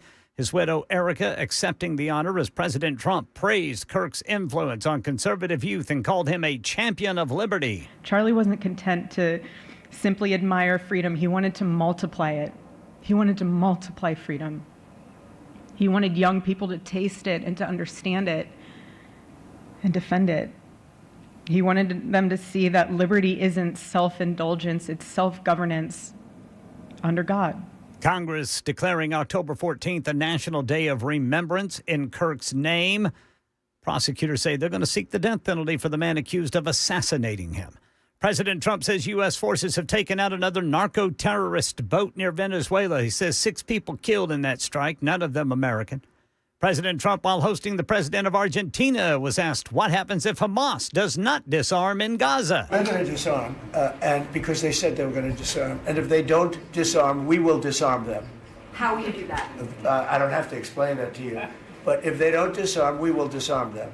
They know I'm not playing games. The UN and World Health Organization have begun scaling up aid efforts, delivering medical supplies and food to Gaza. However, famine and medical crisis persist, with calls for more international support.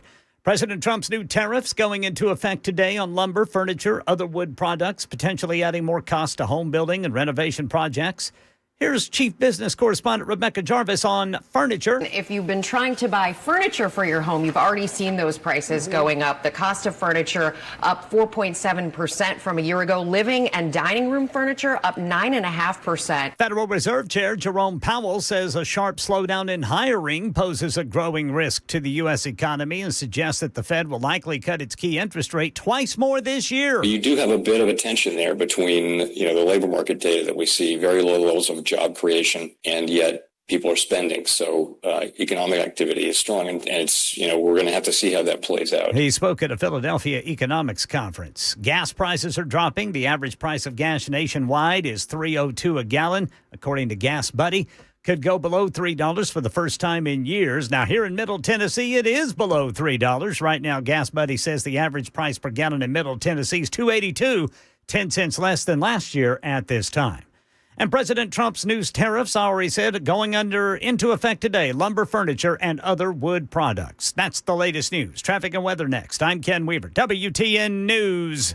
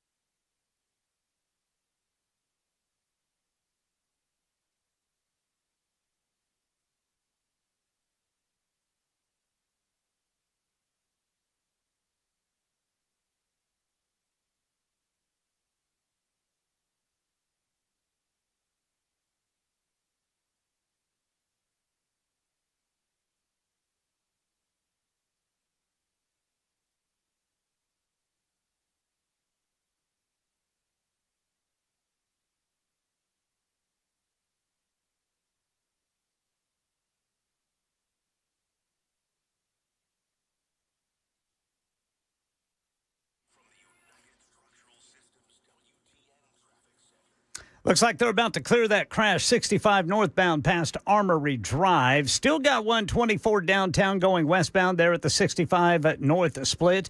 One at Woodbine, 24 westbound at I-440. Then in the Belmont area, 440 eastbound at Hillsborough Pike. And Glencliff, left shoulder blocked by a stalled vehicle, 24 eastbound at Briley Parkway South. I'm Ken Weaver.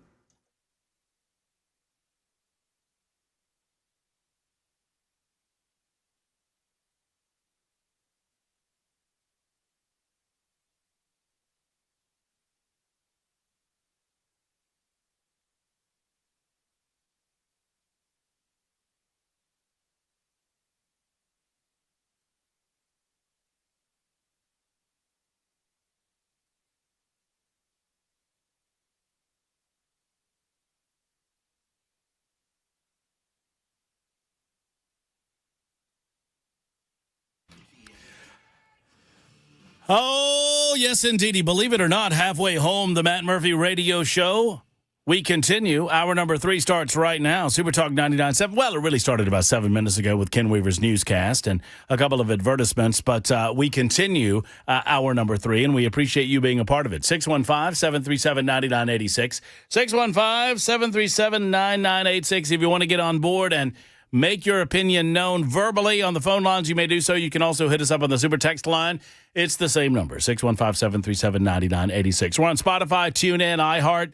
You can find the podcast, All the Best Words. We've been absent the last couple of weeks, and I apologize to those of you who are loyal to us and go to the Super Talk YouTube page to find All the Best Words. I appreciate you, all 50 of you, and we thank you. We will be back in earnest starting, I think, this Wednesday. I think Cameron was out a week. I was out a week. There were other people out a week. Jackson and I did one sports-based episode. Hell, we could do another sports-based episode. Lots to discuss. I'd be down. By the way, speaking of sports, can I officially declare that I've become an Atlanta Falcons fan again? Is that okay with everybody? No, you got to stick with the Titans. Well, I mean, you know, I gotta look for winners anywhere I can find them. Who had that on their bingo card? The Falcons beating the Buffalo Bills. I don't think anybody. Did they? Yeah, last night. Did last night. Well, I'll be. Well, the Titans had their dead of night press conference. Yeah, what time was that press conference? 7:30. Why? Well, they had to, you know. Had to, you know what? Figure out what they were going to do. Amy Adams Shrunk or whatever her name is. Was she there? She was not there. She was not in attendance? No. I think she's a big fan of this show. Really? I mean, Amy. Aren't we all? Hey, Amy. We love you. Tennessee Titans fans, not so much, but we love you, Amy. How about that? And we would love tickets to the new stadium. Or just whatever you come on the show and talk. Or come on the show and talk with us. I have so many questions. What would be so many questions? If we had Amy Adams Shrunk on this radio show, Jackson, what would you ask her? What Jackson, the hell? What the hell? Just start there, and we'd move into I would definitely ask about, you know, why bring Brian Callahan back if you're going to fire him 6 games into the season? Uh-huh. Because you could have just, I think you were hoping for a little bit of a forward momentum, right? For stability within the organization is if you fire the GM and the head coach in one fell swoop, you get rid of the quarterback. So right now you have a GM and a quarterback who are going to have to work together on a new head coach, and the timelines are all different. And it just creates this instability that the Titans have had since they fired John Robinson in 2022. So just the thought process behind But everybody hated John Robinson when they fired him, right? Well, yes, because he traded A.J. Brown. Uh-huh. Uh-huh. He earned that one. Okay. Well, I mean, we're all experts. I'm just saying that I never had the ability to completely give up on my Falcons on the NFC side of things. And so now I'm just going to embrace my Falcon love for the rest of the season while we watch the Tennessee Titans endeavor to find a new first-round pick. They've got their quarterback, don't they? Yeah, I like Cam. So if we ended up with the first-round pick... Which is why they fired Callahan. Can you just go ahead and play the music while we're doing this? We'll get to Mike and Jim in a moment. So, I mean, if we're going to do an Action Jackson Sports Minute, we might as well play the music. Yeah, might as well. Jackson... let's say that this season plays out as we think it will. And I think the three of us yesterday all predicted that the Tennessee Titans win between 3 and 4 games this season, right? Yes. So that's probably going to get you a first-round pick, isn't it? I mean, rather a number 1 pick in the draft. Probably top 3. I mean, some you might bad teams out there. Yeah, the Jets might be worse. All I'm going to say is, for the Titans to win a game, it took the 3 strangest things that I have ever seen happen on a football field happen all in not one game, 1 quarter. Can I just encourage those of you who are confused why the refs in the SEC game between Georgia and Auburn called that a fumble to go and review that would-be touchdown with the Arizona Cardinals, and I think you'll start understanding. It's not that it crosses the plane. You have to have control when it crosses the plane. I'm sorry, I'm taking over your minute, Jackson. I apologize. But anyway, I think the reason they fired Callahan is sound. They didn't see the progression from Cam Ward, which is why he was here. Mm-hmm. He was here to develop Will Levis first, and now Cam Ward. The development isn't happening, so why are you here? And this has been an Action Jackson Sports Minute on Super I have Talk so much more to say. I know you do. But the music ran out. And I could talk for hours. Kind of ran out of steam there. I'm just going to yell back here with my mic off. Well, the real quick question is that if they do have a top 3 pick in the NFL draft, do you go for a skill position or what do you do with it? Get Cam some kind of help. You got to get an offensive line. No. Not with a top 3 pick, though, right, Nope. Ken? You're going to pick either the receiver out of Arizona State, or you don't have a pass rush outside of Jeffrey Simmons. So you get a receiver, or you get an end pass rush? An edge rusher, yeah. Okay. I think Bain out of Miami. I think he would be. He'd look good. In Bain, blue. like the Batman fella. Mm-hmm. Man, that's a bad dude. I will say this: was it Traylon Burks? Traylon Burks. Mm-hmm. He was a good pick, man. He just got bit by the injury bug. Because I think that dude had all the physical tools. He was very gifted physically. He didn't play with the physicality you needed, and when he did, he got hurt. Yeah. It's too bad. I just got distracted because Bobby said that if we have Amy Adams Shrunk on the show, he will ask her the question, "Will you marry me?" And then he included a photograph of Amy Adams, the actress. That is not who we were speaking about. That is not who we're talking about. It would also be the first public interview she has done in quite some time. Who, Amy Adams Shrunk? Yeah. Why won't she do public interviews? Too good for it? I don't know. That's her prerogative. Well, I suppose so. All right, so that's sports on the News Talk Station. 13 after the hour, Super Talk 99.7 WTN. Let's talk to Mike. Hello, Mike. Hey, how's it going? I'm well, Mike. Thank you for holding. Yes, sir. Hey, Matt. I listen to you guys every day on my way home from work. I just want to tell Jackson that Tennessee is in for a rude awakening this weekend. Roll Tide. We're going to win it. Ooh, are we starting that? Are we starting your that? connection's Whoa. breaking up. Whoa. But my next question, Matt, is can we release the Epstein files in honor of Charlie Kirk? I seen a meme today referencing that, and I thought that would be good to call in and ask Matt Murphy today in honor of Charlie Kirk. Can we release the Epstein files? Because that was something that he was standing for before he got assassinated, as we all know, unfortunately. Well, yeah. I mean, I would be all for it. I don't. My position on this has been fairly consistent all throughout Trump's second term, that I do not believe that there's nearly as much there as people assume is there. But I feel like in order to, you appointed individuals who were very dramatically steadfast on their position on this issue. Kash Patel got appointed to the FBI as the head of the FBI. Dan Bongino was appointed as deputy director of the FBI. Pam Bondi was appointed as attorney general. And all three of those individuals were like, release the files. There's a black book. There's this, there's that. I don't know that they quite knew what they were talking about, but they sure acted like they did. Well, at this point, you gotta give up the goods. I don't know that the goods will ever be given up, though, Mike. I agree with that. I don't think they will. I agree with you. I don't think we will ever see it. But I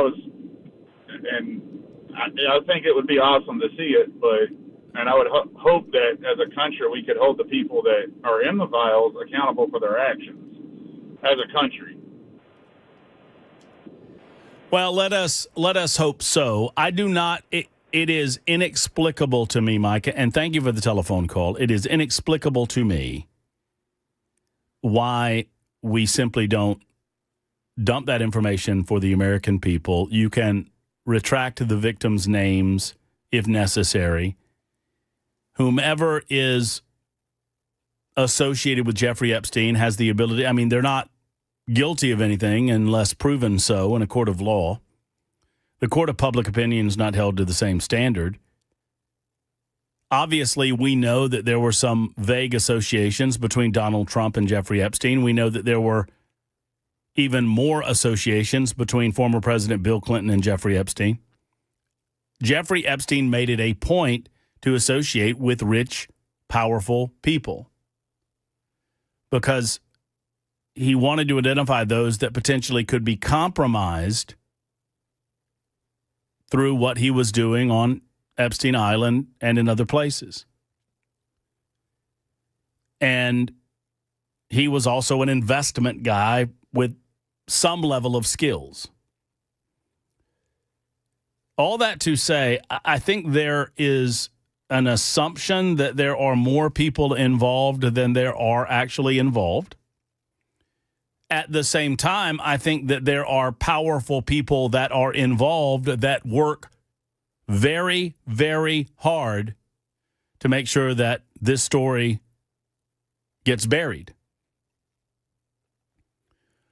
All of that to say, it has reached a point of JFK status. What do I mean by that?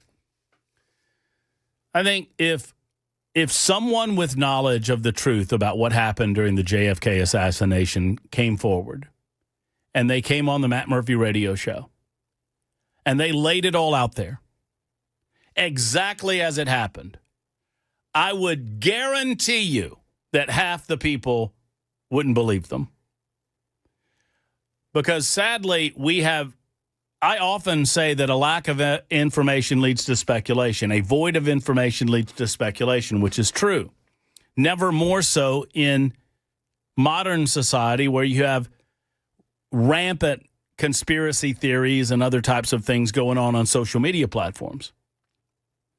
And those types of conspiracy theories that we would never have heard of are running rampant, and they bubble and elevate to the surface on occasion because of social media platforming. That to say, JFK has reached a point where we've had no information, or at least we've had gaps of our information for so long that people have filled those gaps of information with their own speculation, and their speculation in their own minds have become truth. Those that believe that the CIA did it will never not believe that the CIA did it. Those that believe that it was a Cuba initiative will never not believe that. Mafia will never not believe that. I've been steadfast in my belief, and when I started believing this, when I did my own level of research and I began believing that Lee Harvey Oswald did, in fact, act alone, mine was the prevailing viewpoint. This was when I was 18 years old. I became obsessed with the JFK assassination. And I've been to Dealey Plaza, and I've been to the 6th floor book depository, the museum, and I've seen all of these things. And I've read all of the conspiracy theories. And I'm not here to debate it. I'm here to utilize it as an example of Epstein. So I've maintained that theory all my life. And the world has changed as I've remained the same. And now there was a time when you came at it with, before the movie JFK, before Oliver Stone mishmashed every theory imaginable into one grandiose movie, before any of that happened, you come out with the, no, there was a grassy knoll guy, and there was this guy and that guy, and there was another guy, and the reason that people would look at you funny. Now, if you go to a social gathering and this subject comes up, do this experiment, and y'all tell me if I'm not right.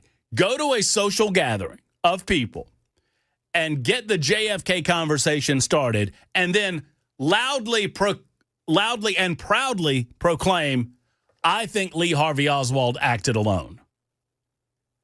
And look at how the people look at you.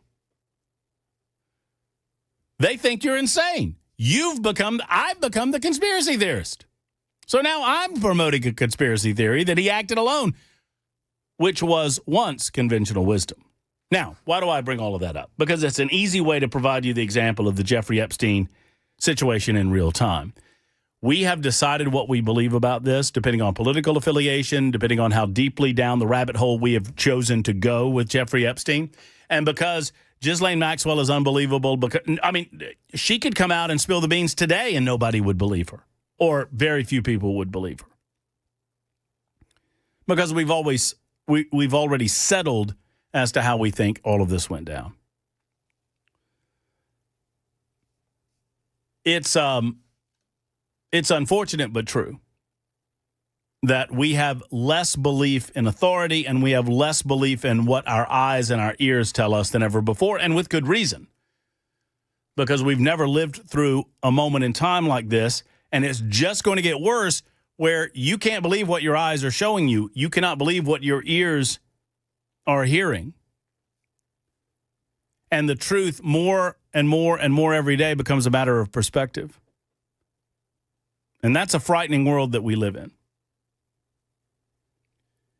1733 writes, conspiracies running rampant are not because of social media, it's because our government refuses to be transparent with its own people.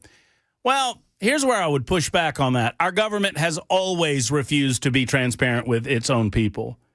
Tell me a time in American history where the American government has been transparent with the American people. I'll wait. Hint, they never have been. They've always kept secrets from the American people. We have more ability. We have a more democratized source of information on the internet than we ever have. And we can't agree on anything because there's garbage information on the internet in wild abundance. And everyone pretends that they know better than someone else.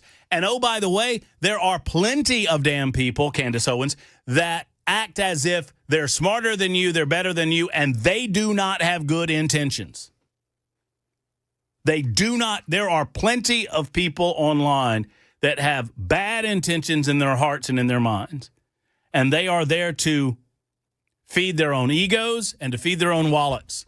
They are not there to seek the truth. They are not there to seek the truth. So I would disagree. I would just disagree that there was a time where our government was a transparent government. From its beginnings, it was not. 24 after the hour. Super Talk 99.7 WTN.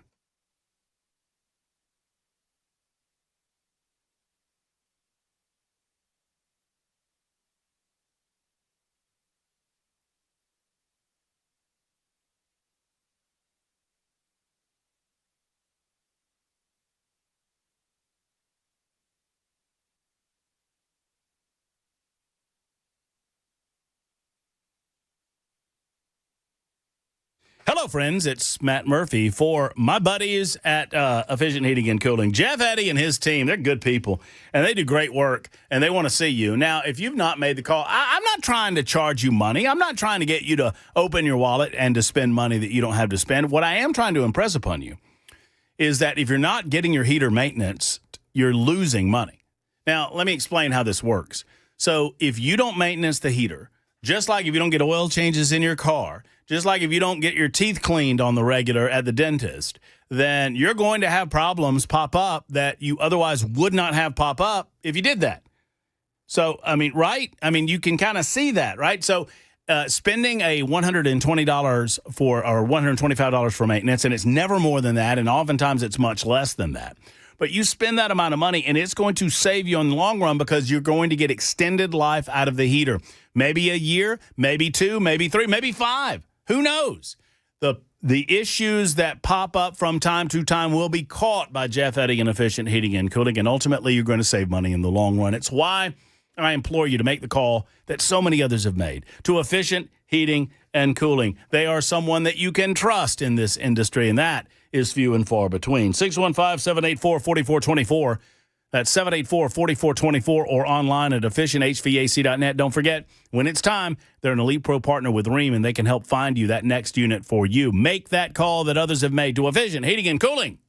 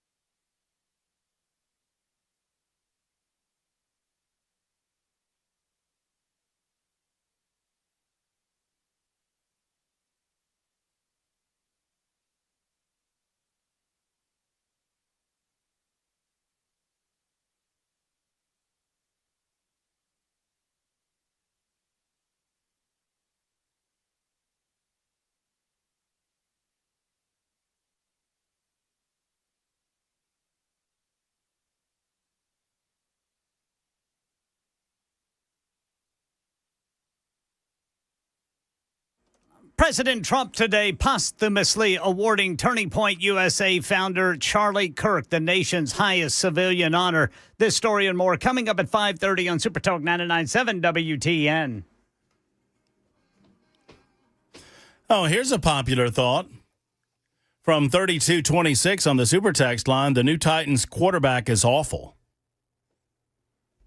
Certainly a take. I mean, that is one take. You could watch him, though, and see that's really not true. Yeah. I don't think that's true. I think maybe the offense has been woeful. Maybe the guy calling the plays has not been up to snuff. Maybe the head coach seems discombobulated and doesn't know the rules of the game. But I'd be hard-pressed to say that Cam Ward's awful. Cam Ward shows flashes of absolute brilliance. You want to give me 15 seconds on this? Take it. Go. All right. So my issue with Callahan's offense is it's so timing based and it's more plays over players. Like the scheme is a scheme over players, and you have a talent like Cam Ward who is more of a freelancer, and you can use his skill set in a different way, which I'm hopeful Mike McCoy can do, and that's all I got. That's more than 15 seconds. Give me 18. So it's all about the system rather than the personnel. Yeah. Yes, they weren't playing to their personnel. Gotcha. And more learned minds than me that study this type of thing can see that on the field. Yes. I mean, but even when I sit there and I watch some of these brilliant plays, that largely he's just doing on the fly. I'm like, well, this guy has an it factor that certainly Will Levis never had, except for that one game against Atlanta a couple of years ago. Yeah, I don't know what they put in his Wheaties that day, but don't know. Maybe he laid off the mayonnaise for a game. Who knows? One way or the other, 615-737-9986. We got nincompoops in the news coming up. We've got Speaker of the House Cameron Sexton coming up as well. We'll continue breaking everything down for you. It's time for the news on Super Talk.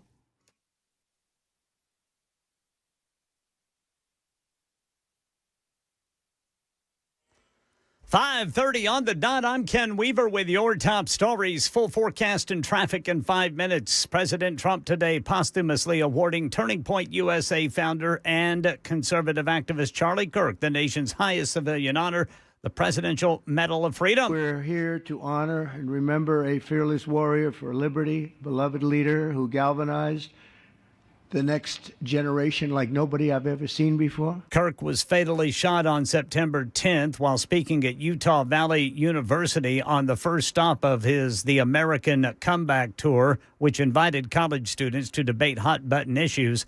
Otherwise, we would have been celebrating Kirk's 32nd birthday today. Another strike in the Caribbean. President Trump says U.S. forces hit what he calls a narco-terrorist boat near Venezuela, killing 6. He claims the vessel was tied to drug trafficking and terrorism. No Americans hurt. Day 14 of the government shutdown with no solution in sight. Here's ABC's Jay O'Brien. There have been about 4,000 layoffs, the White House says, across various federal agencies as a result of this shutdown. The White House has said that these layoffs are necessary to correct the balance sheet of the government, try to move money around. But the reality is we have never seen mass layoffs like this in any other government shutdown in the past. Federal Reserve Chair Jerome Powell says today a sharp slowdown in hiring poses a growing risk to the U.S. economy. His comments suggesting the Fed will likely cut its key interest rate twice more this year. He was speaking at a Philadelphia economics conference.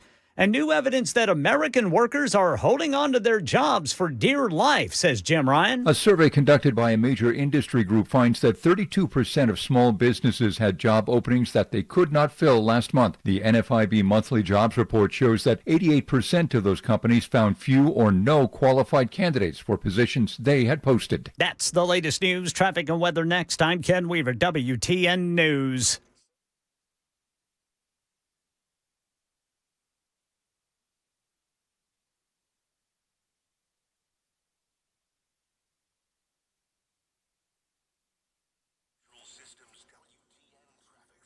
All right, you are coming to a complete stop if you're eastbound to 440 from 65 over to 24, and then that continues eastbound 24 from there. Northbound 65, complete stop-and-go traffic up to the South Loop. Eastbound South Loop to 65 is the same. Got a crash reported 65 northbound past Armory Drive. I'm Ken Weaver.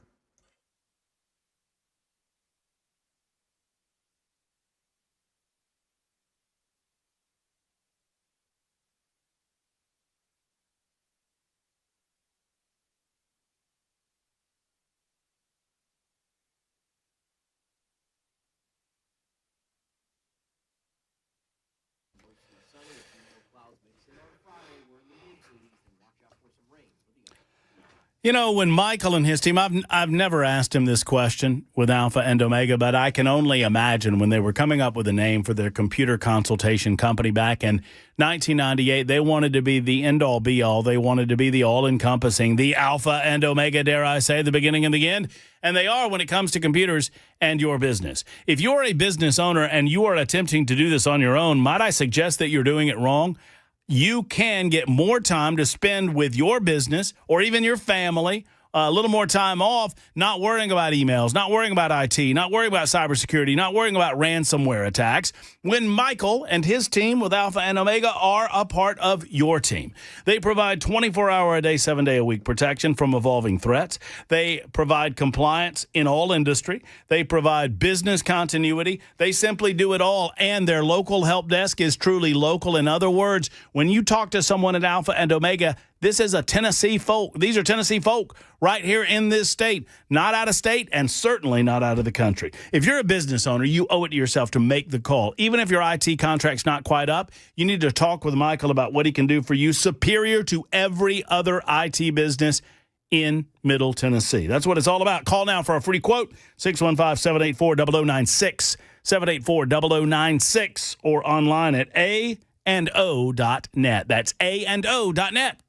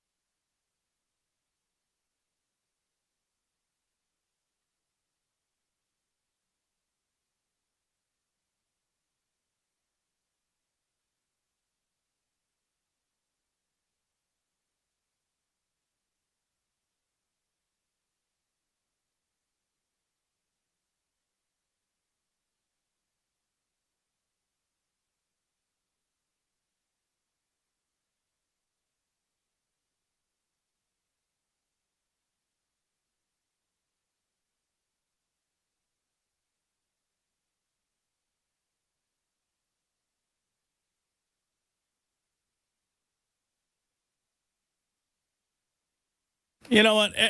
Every day of my life, I wish that I had paid more attention in typing class.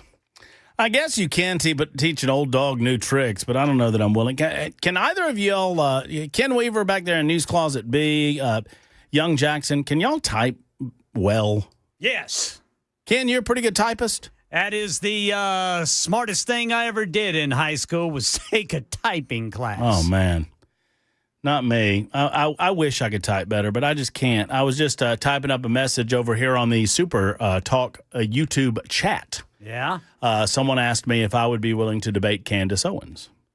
Yeah. And I said, yes, I would love to debate Candace. She does not lower herself to talk to folks like me, however. Her environment is always tightly controlled to prevent her from being exposed as the absolute fraud that she is. So, there you go. I mean, well-read, smart, incredibly smart, also evil. That is Matt Murphy's take on the thing, and I'm not trying to pick a fight. I'm just, you ask for my honest take, I give you my honest take. This is where it is, and there you go. Also, someone is recommending that Young Jackson take over for the coaching staff for the Tennessee Titans. Would you do it there, Jackson? For half a peanut butter sandwich. Man, I feel like you could get more than that. I'd bring more value than the last guy. Look, the hotline just came on. It's Amy Adams Shrunk. By the way, I have been. Am I saying her last? I think I'm saying her last name wrong. Amy Adams Strunk. There's a T in there. Yeah, yes. Strunk. Someone just said it sounds like you're saying shrunk, Matt, and I'm like, oh, I am. I thought that was her name. I'm sorry. There's Not a Strunk. to be confused with Sunk, which is what the Titans are currently doing. So it's Amy Adams Stunk. Strunk. Oh no. So it's not Stunk. No. As in Amy Adams Stunk as an owner. That's not going to get us an interview. Yeah, I don't think that's happening. She said, call that old boy. He said he'll do it for half a sandwich. Not even like turkey. Not even meat. Peanut butter. He said Brother Jackson will do it for half a peanut butter sandwich. A half of a peanut butter sandwich. That's pretty solid. And when I win a game, I want the other half. If I win 2 games, I want a Nutter Fluffer. Can you say that on the radio? You don't know what a nutter fluffer is? Yes, I know what a nutter fluffer is. They're disgusting. You're disgusting. Why don't you just hit the music and let's go into it? You might be my nincompoop after that. Nincompoops in the news. If I bought the ingredients for a nutter fluffer, would you make one and enjoy one on camera? I'm not eating on camera. On the show? You're not going to eat on camera? No, Okay. that's a... What's a nutter fluffer? Oh, come on, Ken. It's Is that one of those peanut butter cookies? No, it's well, no, those are good. Those are nutter butters, I want to believe. I want to say. It's a peanut butter marshmallow cream sandwich, Ken. You know the marshmallow cream that comes in the jar? Ken's intrigued. Marshmallow cream that comes in a jar. Yes, sir. It's like whipped. Yeah. It's like marshmallows, but it's in a, you put that on a piece of bread and you put peanut butter on the other side of the bread and you put it together and you eat it. Grill it like a grilled cheese. And it's gross. And by the way, I always thought, until I went to Graceland years ago, I always thought that Elvis Presley's peanut butter banana sandwiches. Peanut butter banana sandwich. I thought it was like peanut butter and then sliced banana on bread. Yeah. Nope. That isn't what he would do? No. He would they would mash the bananas up and mix peanut butter into the bananas and then put it on bread and then grill it like a grilled cheese sandwich. That's how they did. Oh. And I had one over at a restaurant near Graceland, and it was fabulous. Fabulous. Boy. Make your heart stop. So if I had one of those prepared during the show, you wouldn't just take a little nibble? Not on camera. Dangerous talking food like that. Well, I know it's dinner time, too. All right, who won yesterday, Jackson? I don't know. Ken Weaver? I don't even remember what my story was. It was something naked. I don't, you know what? That guy threw a cheeseburger. Oh, that's right. At the strip joint. Yeah, that's right. Yeah, I didn't win because I got down into my story and I saw where this guy had sexually abused children. Maybe it was me because yours wasn't good either, It Matt. took a turn. Mine was pretty good. Wasn't yours sad? I'm going first. Oh. Gumming, it's my show, and By golly. I'm just going to take over here.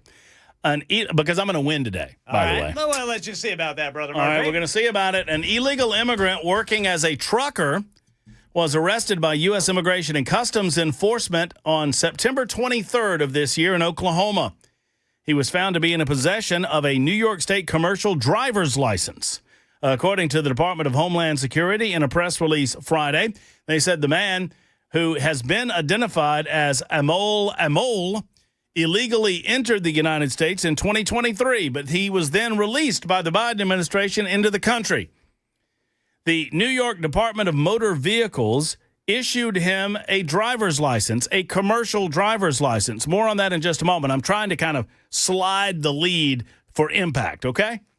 So when contacted for comment Saturday morning, the DHS referred Newsweek to its Friday press release. President Donald Trump, of course, won last year's presidential election, pledging a major crackdown on illegal aliens and illegal immigration in the United States of America. Now, we've seen some of these truckers get into massive accidents, and they have no ability to speak English, and people are wondering, how in the hell do they get commercial driver's licenses? Well, this might be an indication.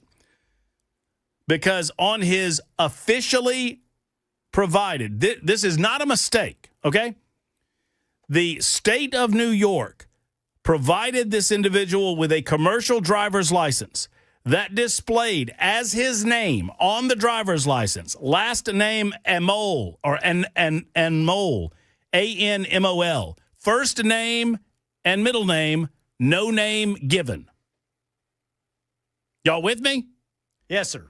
His name on his driver's license is no name given. First name, no name, middle name given, last name A-N-M-O-L. Out of New York State. Out of New York State.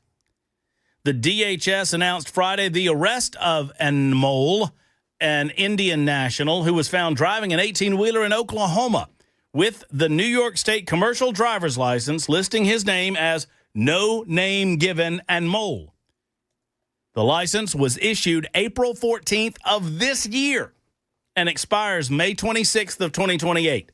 The New York DMV confirmed it was authentic to the New York Post. The Class A CDL, which and mole was issued, qualifies a holder to operate large commercial vehicles and is marked as a real ID, permitting use for domestic flights as well as federal facility entry. According to the DHS, his arrest occurred during a 3-day enforcement operation along I-40 by the Oklahoma Highway Patrol. Well, so much for keeping terrorists off airplanes. Yeah, so you can get yourself a commercial driver's license in New York State that counts as a real ID, and he doesn't even have to give a first or middle name, and they still give him a driver's license. No name given and mole. The entire Department of Motor Vehicles in the state of New York are my nincompoops for today. You may have just won. Jackson? All right. Sunday night football. The Detroit Lions, Kansas City Chiefs, hard-fought game ends in a brawl. Several players from both teams scuffled on the field after the Chiefs' 30-17 victory, beginning when defensive back Brian Branch slapped the helmeted head of Kansas City wide receiver Juju Smith-Schuster. A few moments earlier, Branch had ignored a Patrick Mahomes handshake as both teams filed onto the field as is usual after NFL games. As it appeared on the NBC broadcast, Smith-Schuster said something to Branch, prompting Branch to slap Smith-Schuster. Smith-Schuster fell to the ground and then went after Branch with Chiefs running back Isaiah Pacheco trying to hold them both back. Things got uglier. Smith-Schuster, Pacheco, Branch, and other players mixing it up. Smith-Schuster later said he was bleeding afterward. Mahomes ran over to the pile and wound up under a pile of players before being pulled to safety. Branch said he was angry about being blocked in the back by Smith-Schuster earlier in the game. I'm surprised the refs didn't call a flag for unnecessary roughness against the quarterback after the game. The play was for Patrick Mahomes. And Branch has been suspended 1 game without pay. You breathe on Mahomes, they'll flag you. Well, he was angry. Well, upset. Probably upset that it was they a good just slap, though. Probably upset they just got their butts whipped. It was the Lions guy that slapped the other guy? Yeah. Oh, yeah. That's how that happened. It was a good slap. And so Mahomes was under the pile? Yeah. Woo. Getting in it. Yep. Getting in it. Better All watch. in it. They'll bend your fingers backwards there, Patrick. I was getting ready to say, man. Down at the bottom of those piles. Why are we throwing punches when we're wearing helmets, fellas? Did you ever play ball, Jackson? High school. High school ball? Was there any grab, twisting, and pulling down there at the bottom of that pile? I mean, I'm assuming, I shouldn't assume this, Jackson, but I'm assuming that you were on the offensive or defensive line. Nothing crazy. I mean, I'm just assuming that you were a lineman. Is that fair? Yes. Fair assumption? So nothing crazy? No. I hear in college and pros, man. But I mean, I feel like the professionals, they need to know how to act. I mean, they're all getting paid out there. You need to act like a pro. You don't need to be poking people in the private business. You know what I mean? Anything to get ahead. I mean, I guess so. Ken Weaver, you're an nincompoop, sir. This here is out of Mobile, Alabama. Baldwin County man accused of chasing woman naked in broad daylight. Court documents said Baldwin County man Andrew Williams, who was naked from the waist down, chased a woman who was walking her dog. Documents said when Williams passed by the woman, he made a disturbing comment saying, "You better be glad you have that dog." Moments later, according to the documents, she turned around when she heard another dog barking and then saw the half-naked Williams sprinting toward her. She took off running and made it home safely. This happened on McFarland Road, just a little north of Highway 31 there in Baldwin County. Jail records showed Williams was arrested the day of the incident and released the next day on a $1,000 bond. Mr. Andrew Williams there. Naked fella. Yeah. Running after, well. What kind of dog she had? Like, it gave him pause. Yeah? Because he said, "You better be glad you have that dog." But he chased her anyway. Probably a fat wiener dog. Little fat wiener dog. Named Fritz or such. Oh, by the way, speaking of dogs, while we're talking about, is that your nincompoop? I don't want. There you go. That's nincompoops in the news. Super Talk 99.7 Vote Ken Weaver. Vote Ken Weaver. Vote Matt Murphy. Just don't vote for Jackson. That's fair. Mine wasn't great today. He doesn't deserve it. I did like yours. I got a new critter in the backyard. What you got? The menagerie continues. We were worried that Gary the groundhog was back. Yeah. Armadillo. Ooh, an armadillo. I got to get rid. Y'all need to tell me how to get rid of armadillos because this thing is digging like Coca-Cola sized can holes in my backyard. I guess they're searching for grubs. Yeah, they will absolutely tear your yard up. No, I need some assistance from the listening audience as to how to dispatch of an armadillo. And don't tell me a shotgun. I know all of that. I'm just trying to figure out how to get it out of there without having to kill the darn thing. Here's what you do. Okay, Ken. Get you a Ring doorbell camera, point it out there, and then whenever you see it, go out there and grab it by the tail, throw it in the back of that truck of yours, and drive it out somewhere and let it go. That sounds like a good idea. The only problem is they apparently carry leprosy. What? What? Yeah, armadillos carry leprosy. How long have we known each other? Long time. You've been holding out this information on me that long? Armadillos carry leprosy? That is the most fun fact Ken Weaver's ever given me on this radio If show. Matt comes back with leprosy. So grab it with a glove. Okay. But grab by the old armadillo tail. But do it before he gets in the ground because you won't be able to get him out. I think he's taken up residency in the old burrow from Gary the Groundhog. Yeah. We got problems, y'all. Got problems. I got a leper armadillo in my backyard right now. What about like a mole trap? I don't know. I'm looking for ideas. Let me know whenever you have a woodpecker. Grant says try a shovel. Their heads are pretty soft. Okay. All right, well, that's how we do it. Nick and Boops in the news. Super Talk 99.7 WT and vote early, vote often, 52 minutes after the hour.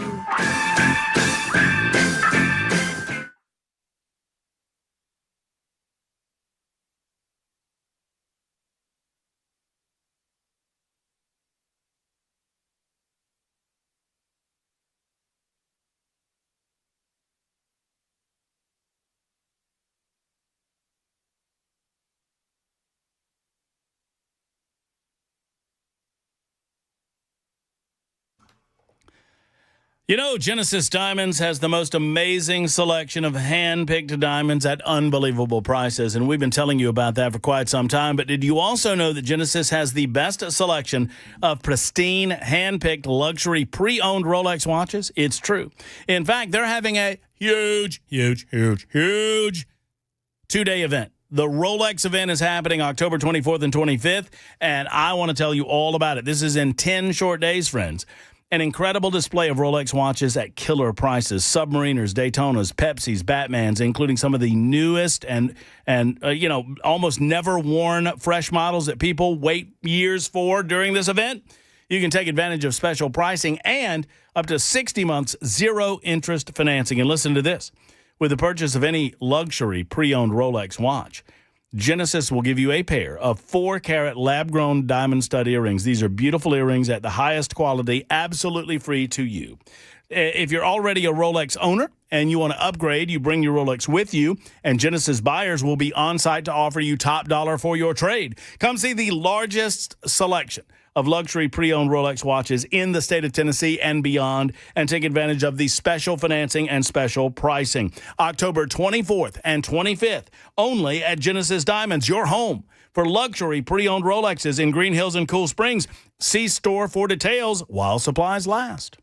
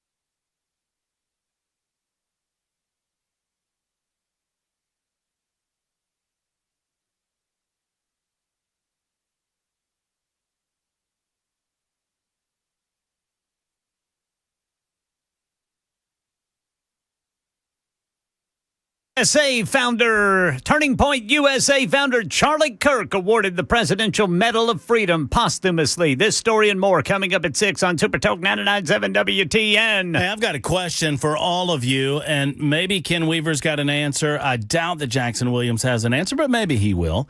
Has the Ernest Tubb Record Shop now reopened? I don't know. So y'all know that they closed it down. They were originally just going to turn it into another generic bar on the Strip, and eventually an ownership group came together and said, well, we need to preserve it as best we can. And so they did create a watering hole, if you will, down on the first level. But then on the second level of the Ernest Tubb Record Shop, it's my understanding, they're still selling records, they're selling merch, they're doing all that sort of thing. And I think I just saw where it is officially, the first two levels are officially reopened. Which, if that is the case, Jackson, we've been talking about doing some excursions. You and I need to take an excursion down to the Ernest Tubb Record Shop because I need to help you understand, Jackson, because I know Ken Weaver does. What's that? The warmth and the sound quality difference. Oh, yes, sir. In listening to a record album as opposed to listening to one of those flimsy CDs or, even worse, one of those stupid, things you get on your iPhone or whatever.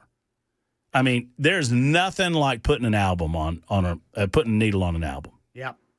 Nothing like it in the world. And they're selling record albums up there at the Ernest Tubb Record Shop. It's my understanding they're back open. Somebody can confirm or deny it for me. Says right here, as of October 14th, 2025, the Ernest Tubb Record Shop is open. Today! They're open today! All right. Let's go, Jackson. You want to go after the show? Maybe tomorrow. Tomorrow? Payday? Yeah. Yeah, I get it. Yeah, it's... Got to wait till payday. That's a good time to go. Probably pretty expensive down there at their old record shop. I'll buy. Well, 911, I got to catch up for this week's episode. Oh, dear. Is that tonight? No, it's Thursday. They put it on Thursday nights? Yes. Ooh, that's prime time. Must-see TV. Right after the original 911. They're going to space this week. Oh, jeez. Jeez. I don't know. What? They're sending a 60-year-old LAPD officer to space. Why? I don't know. I haven't seen last week's episode. Okay. Well, give us a full report after Thursday's episode, will you, Jackson? Oh, I will. So it's not a Nashville character going to space. No, this is the original show. All right, here's the news.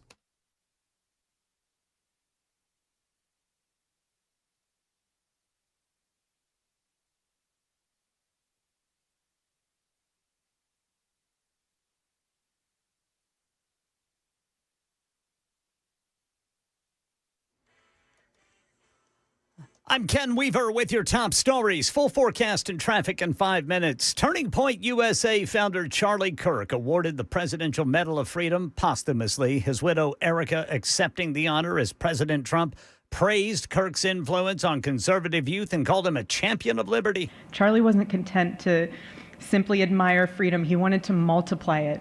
He wanted to multiply freedom. He wanted young people to taste it and to understand it and defend it. He wanted them to see that liberty isn't self-indulgence, it's self-governance under God. Congress also declaring today, October 14th, a National Day of Remembrance in Kirk's name. It would have been his 32nd birthday. Prosecutors say they'll seek the death penalty for the man accused of assassinating Kirk. President Trump says U.S. forces have taken out another, what he calls narco-terrorist boat near Venezuela. He says 6 people were killed in that strike, none of them American. President Trump, while hosting the president of Argentina, was asked what happens if Hamas doesn't disarm in Gaza. They're going to disarm, and because they said they were going to disarm. And if they don't disarm, we will disarm them. How will you do that? I don't have to explain that to you. But if they don't disarm, we will disarm them. They know I'm not playing games. The UN and World Health Organization have begun scaling up aid efforts in Gaza. President Trump's new tariffs going into effect today. Lumber, furniture, other wood products, potentially adding more cost to home building and renovation projects.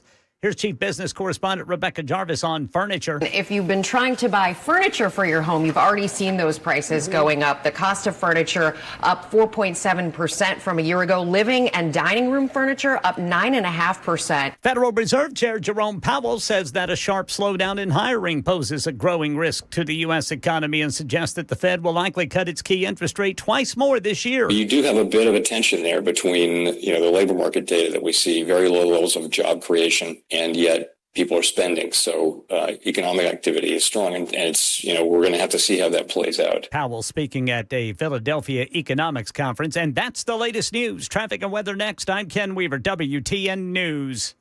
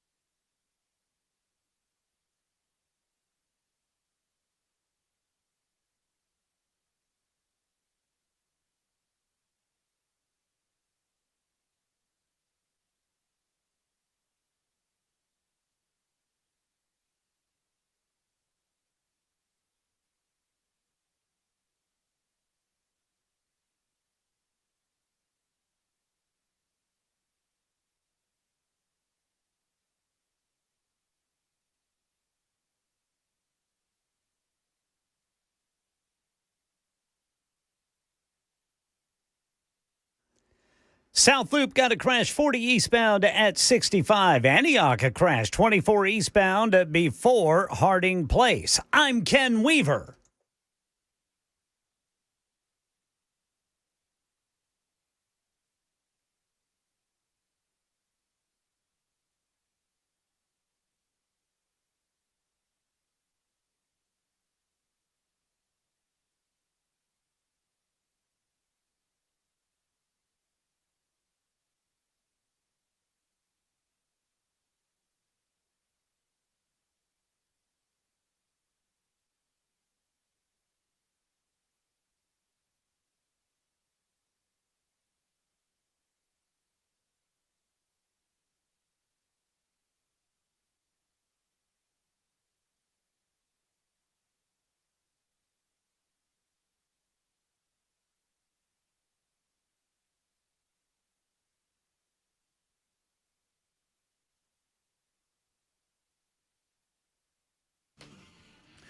Super Talk 99.7 WTN, a busy show. Obviously, the first half of the show focused on the posthumous awarding of the Presidential Medal of Freedom to Charlie Kirk at the White House. It was on the White House lawn some 2 hours ago.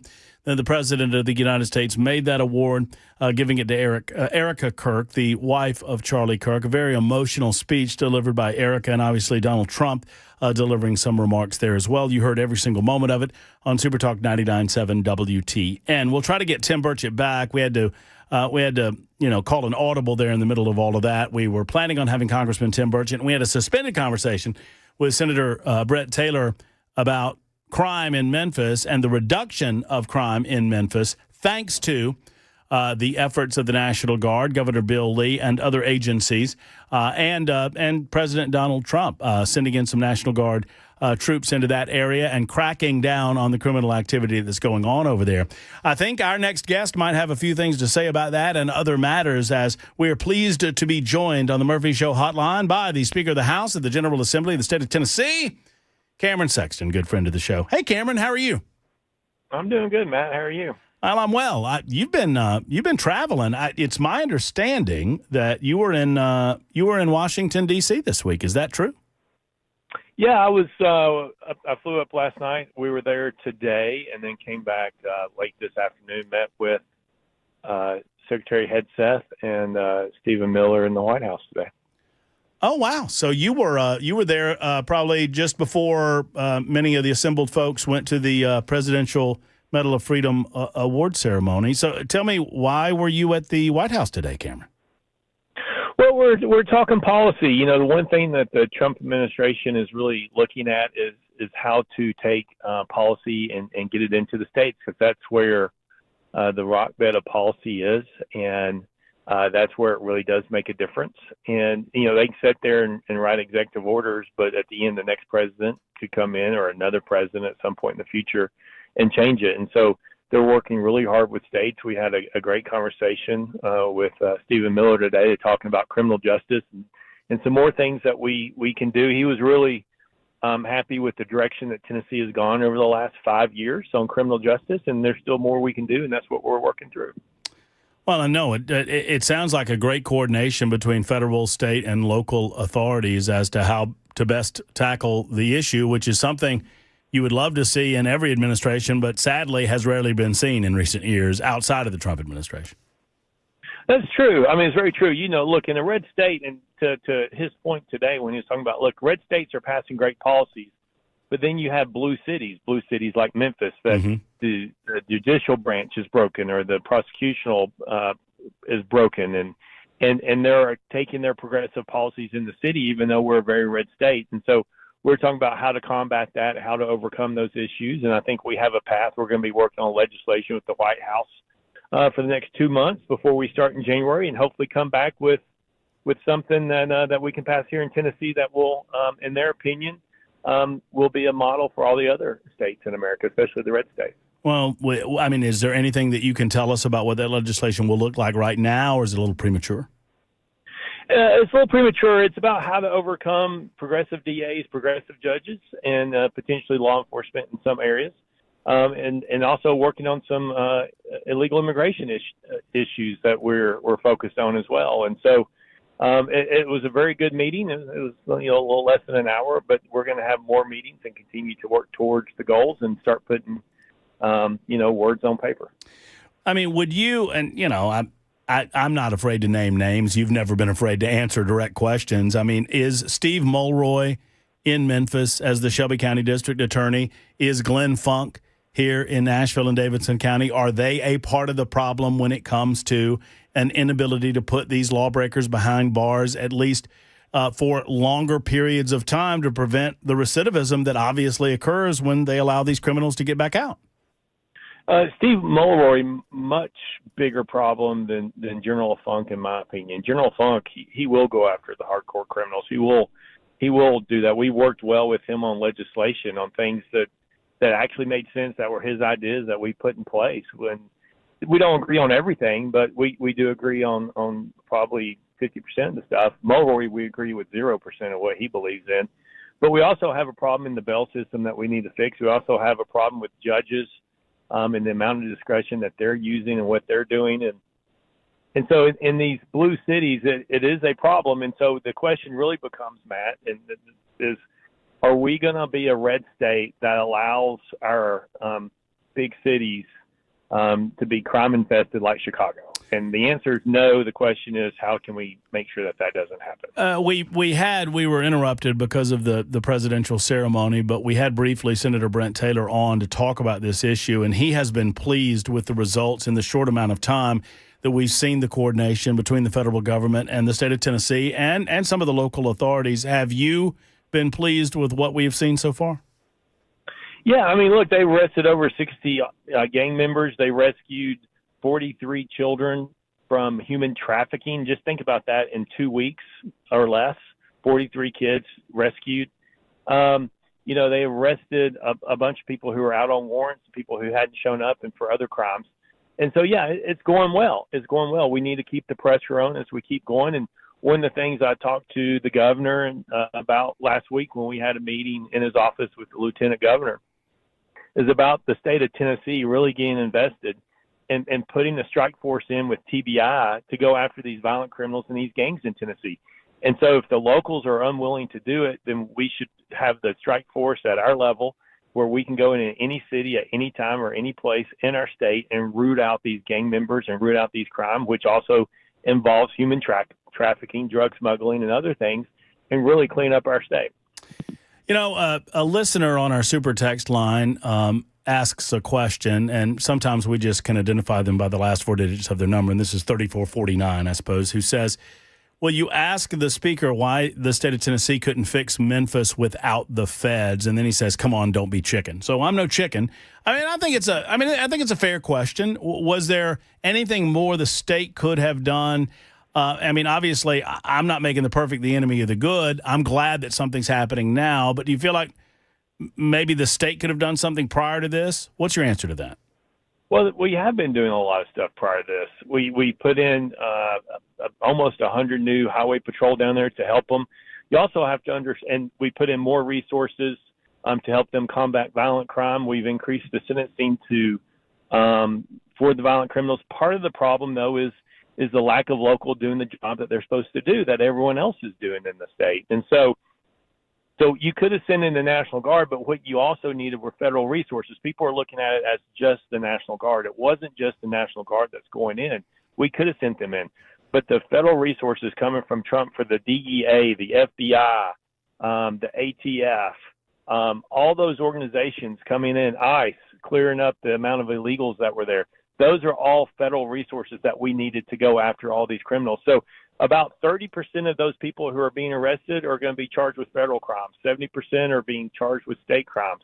And so it's a coordination between state and federal that we have been trying to get in there, but you also have Memphis with 800 police officers short. You have a progressive DA that may not prosecute, which becomes a problem. You have judges who do not set bail for people and just kind of let them run out in the streets. And so that's where we have to come back with what I was talking about working with the White House, which is coming up with policies and thinking about how do we go in and, lack of a better term, take over that judicial system if they're not doing the job they're supposed to be doing. And how can we do that constitutionally to make sure that we keep the people safe in Memphis? You mentioned the Constitution, which is directly relational to my next question, and that is there's only so much the state can do to protect these local municipalities from themselves if they continue to vote in soft on crime elected officials that attempt to really stymie some of the state efforts. Am I right? Yeah, that's right. Look, elections have consequences, but you also have to realize that there's people there whose lives are being affected every day. And you think about the people who are being affected, and we think about the victims of crimes, but we don't think about the people who will no longer drive downtown, or the people who won't live downtown, or people who will move away from downtown. And so there's huge ramifications. It's like, drop a stone in the water and watch the ripple effect. It's the ripple effect of what's going on. And so, look, there is things that we have to abide by. We have been working with locals, working with law enforcement. The problem in Memphis has not been law enforcement. It has been the judges and the DAs. It has been the problem that we're trying to fight. Our guest is Speaker of the House Cameron Sexton, talking about a number of issues, not the least of which the crime problem in Memphis. There's another aspect to this that Senator Brent Taylor brought up, and I know that it's been on your mind quite a bit, and that is the issue of education. What, if anything, can you tell us is the state willing to do to try to help Memphis and Shelby County get their public education system back on track? Oh, yeah, I appreciate that question. There was a bill last year. The House and Senate versions differed. And so the House version is tougher. The House version is a complete takeover of the Shelby County Memphis school system. We put in our own board, or we put in the own superintendent, and they go in and they turn the schools around. I would ask your listeners and others to look at what Houston did. It's the same thing that what we're wanting to do in Memphis. Houston went in, did the same thing, granted all authority to that board and to the new director of schools. Within 2 years, they reduced the number of failing schools in half. In 2 more years, their goal is to have no failing schools. It does work. And so we're trying to get to a place with the Senate where they agree with the approach that we want to do, which is a full takeover, because that's the only thing that's going to work. Nothing else will solve the problem. And help me understand what that will look like time frame wise. I mean, you talk about just replacing, wholesale replacement of the board, and who will make the appointments, and just help fill in some of those details. Yeah, in Texas, the appointments were made by the governor. In Tennessee, the idea was appointments made by the governor and both speakers, an equal amount. They would have all authority, whether that was property, whether that was curriculum, whether that's the budget, whatever it is, they have all authority, the director of schools.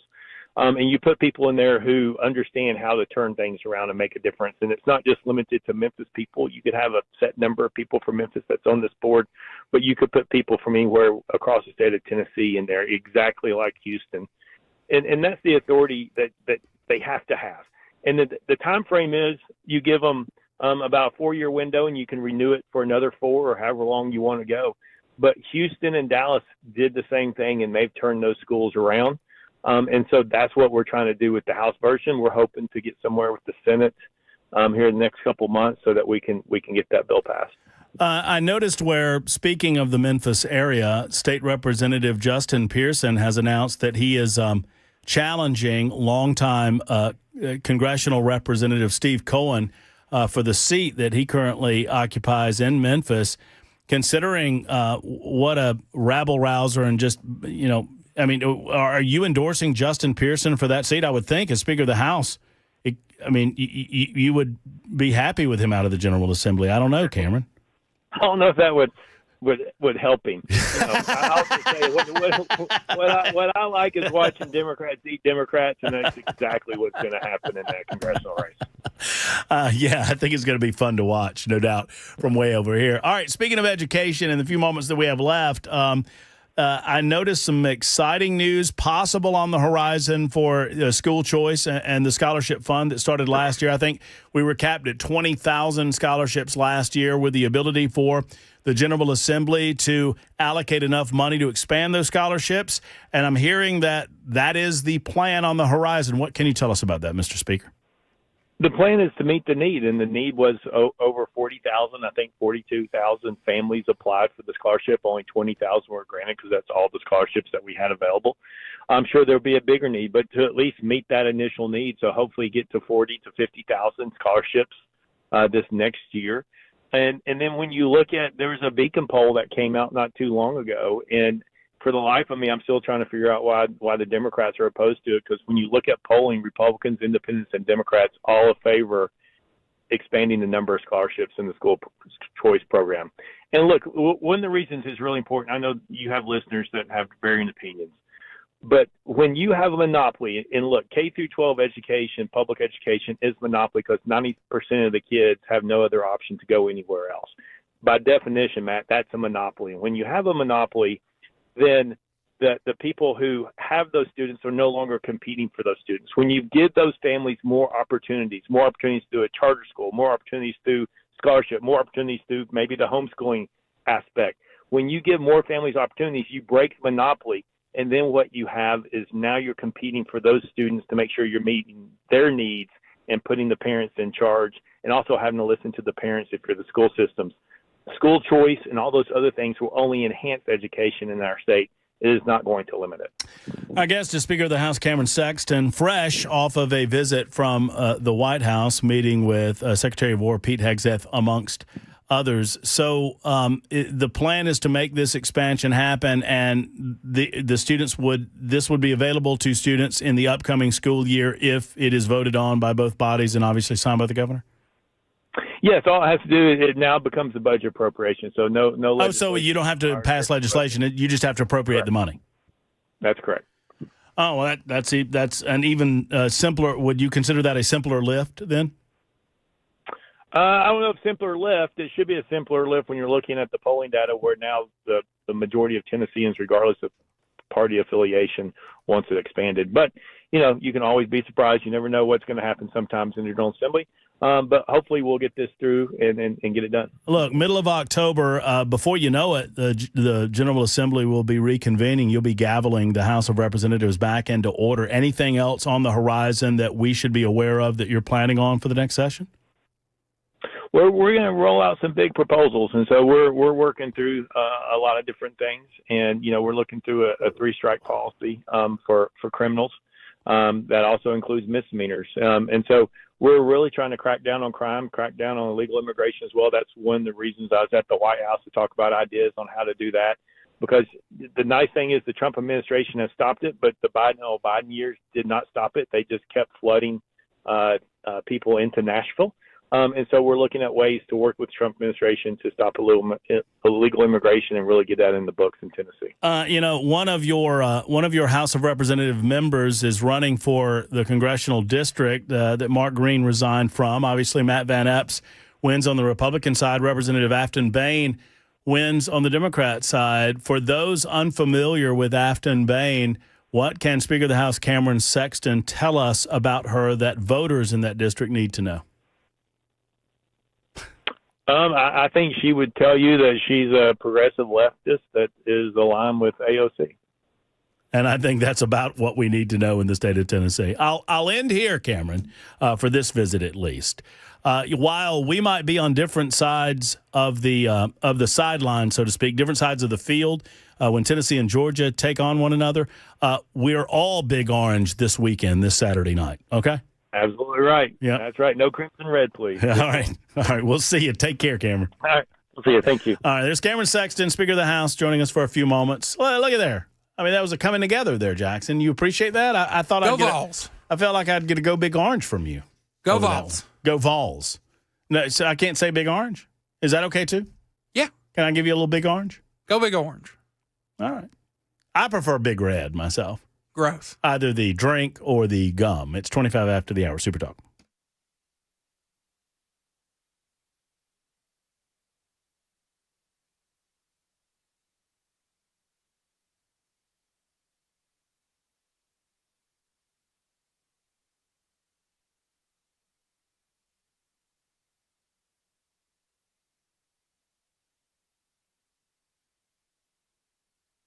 Hello, friends. Matt Murphy for the Wellness Institute of Nashville. I made the switch to Dr. Mitch.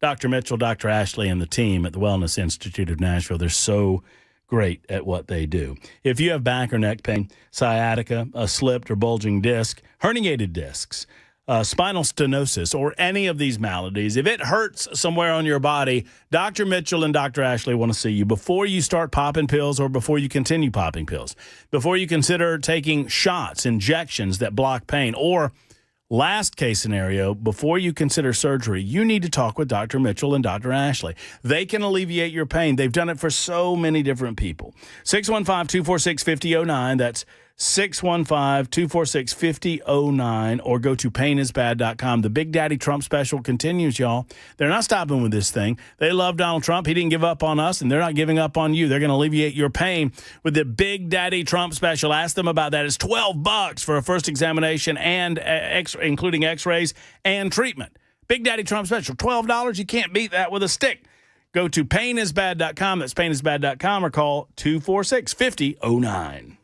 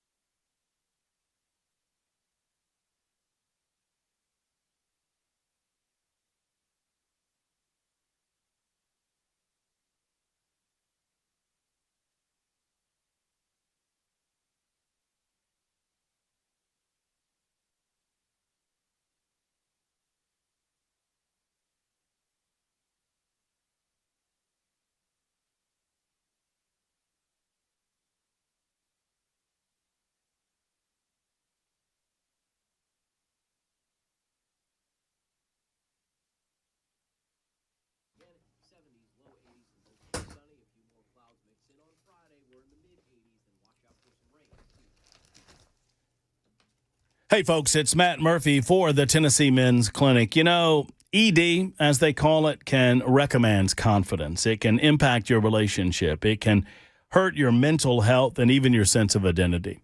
And unfortunately, we're not willing. I mean, I understand it's a sensitive subject, but we're not willing to talk about it as a society. But there's good news. There's real help.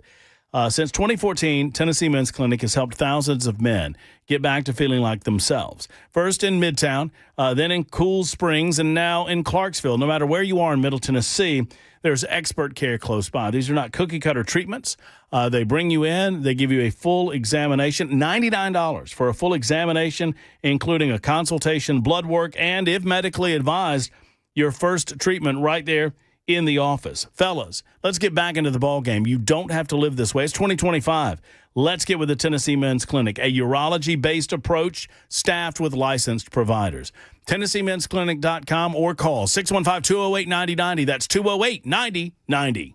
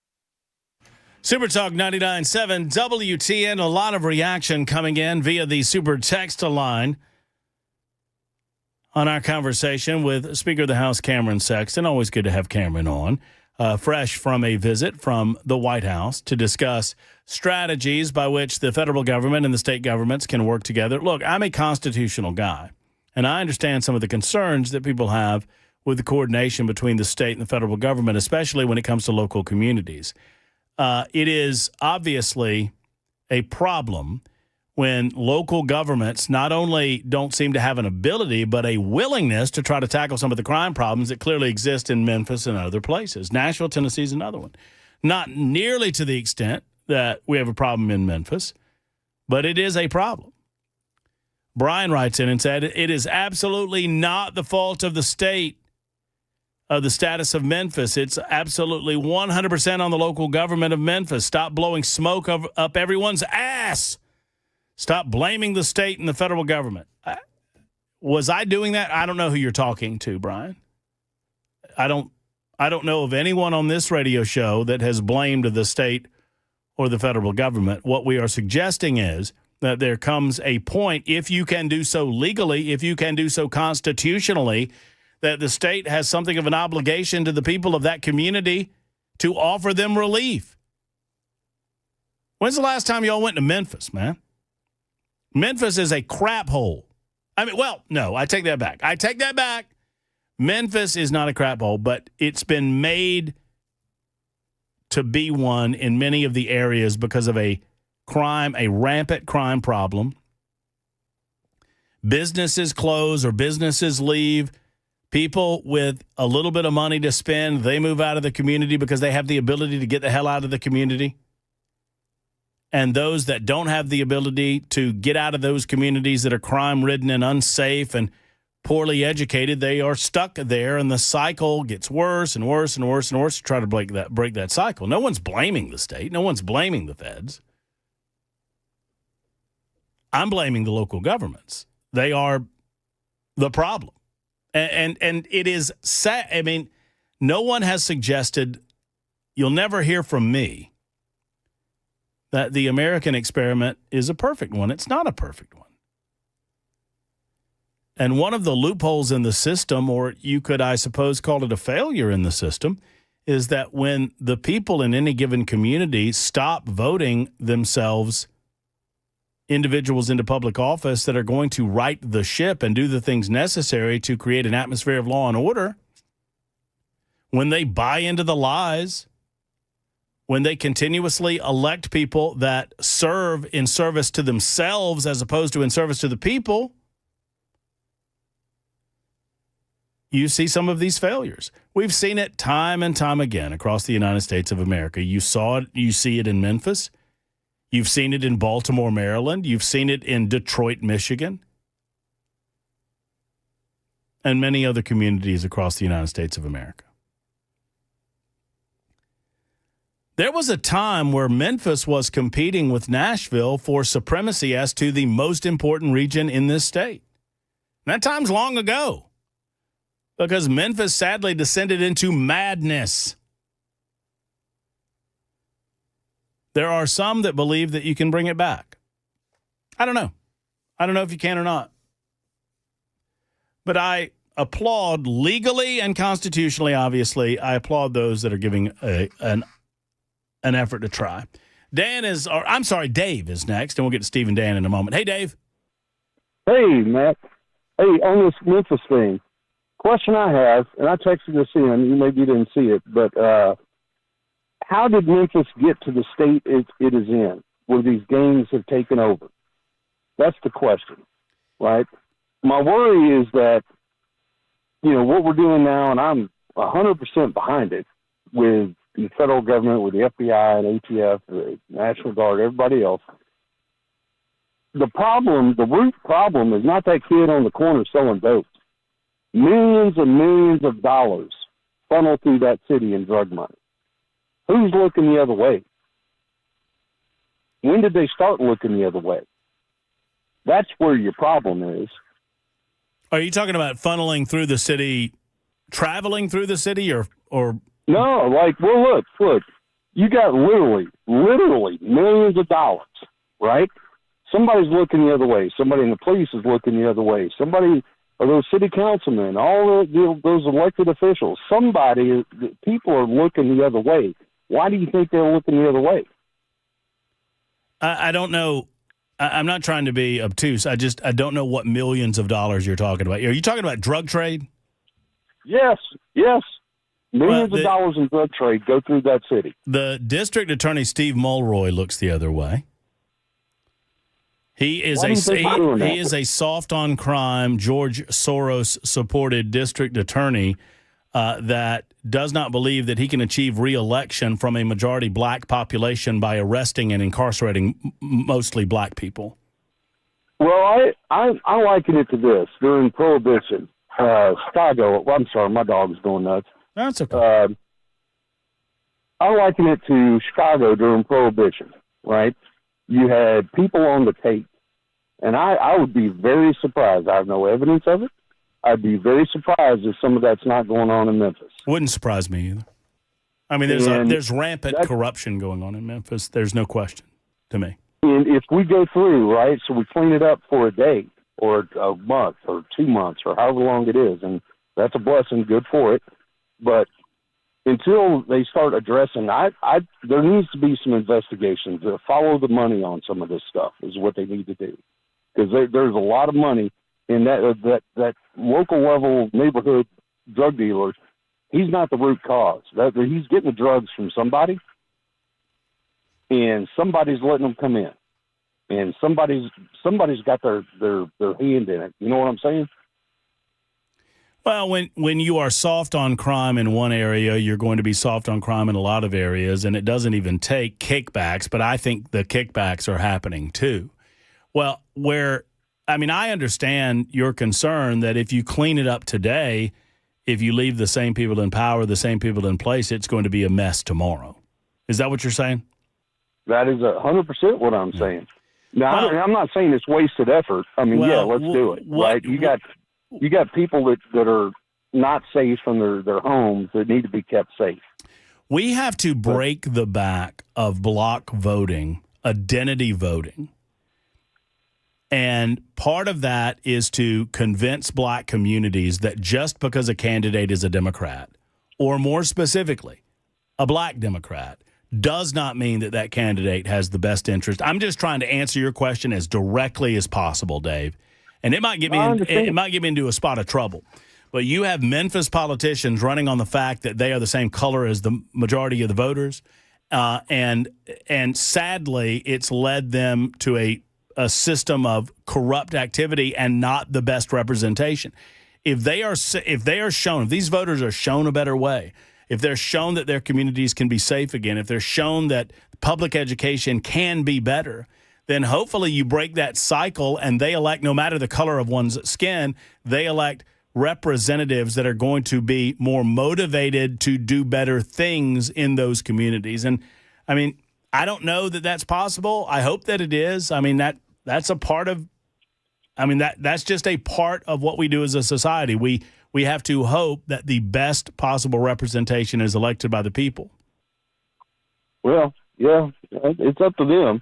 My wife's sitting here laughing at me. I hate it when I agree with you. Well, I'm glad that we agree on this, Dave. Thank you, man, for the telephone call, and thank you for the conversation. Steve and/or Dan. Hey, Steve and Dan. Hey, it's Steve. Hey, Matt. How are you doing? What's up, Steve? I'm doing well. I hope you are. I'm doing just fine. Look, Dan and I both grew up in Memphis.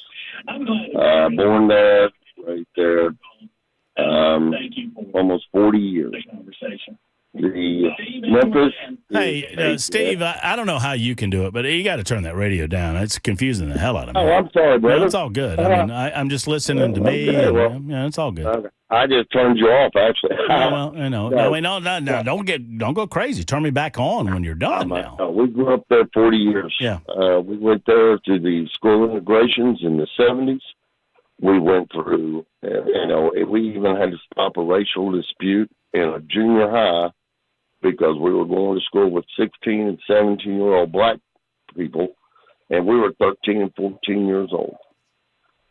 It's a dead city. The politics, they control the population, and they have done nothing but destroy that city. It is an uneducated city, and that's why it's the distribution center of the middle of America, because it's nothing but jobs that require minimal skills and minimal education, and that's all it's going to ever be. Well, I mean, so you give up on it, you think? It's a dead city, brother. I'm sorry. I don't know. There's some things that go right. I'm not. You go down to Bill Street. Bill Street unarmed. You go right ahead. No, okay? I don't think I'd do that. I don't think I would go within the city limits unarmed.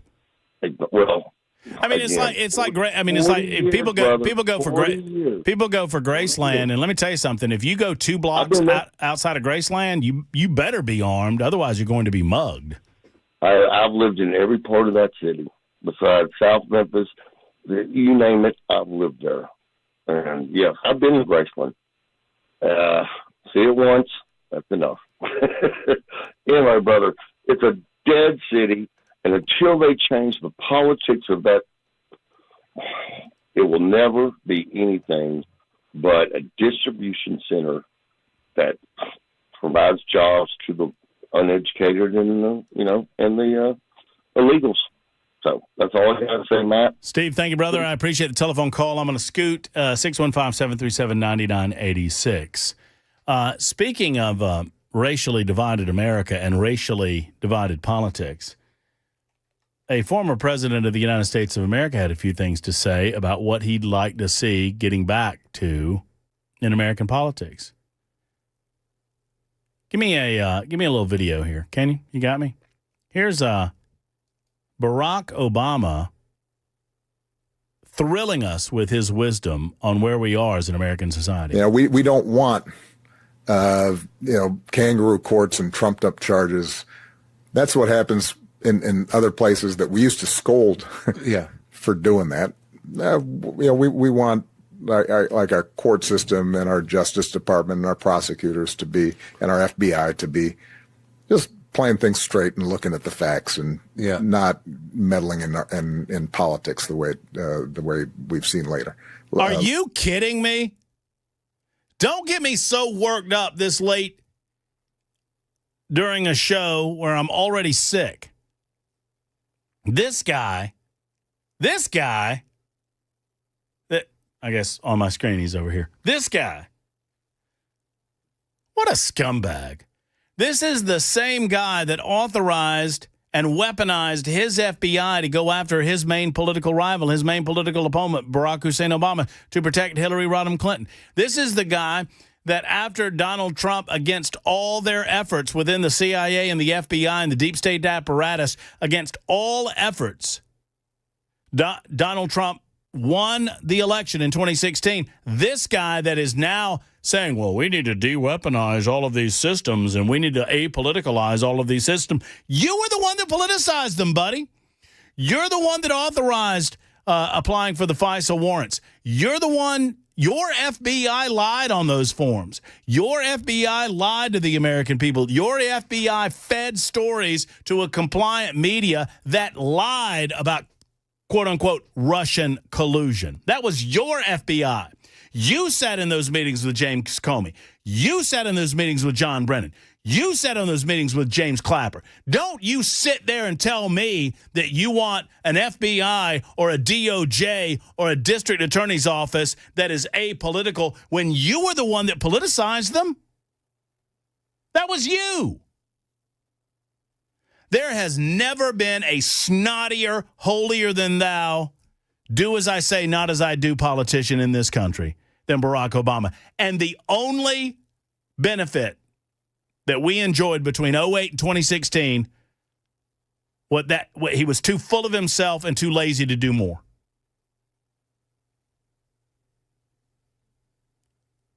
Damage to the American people. It's 9 until the top on Super Talk.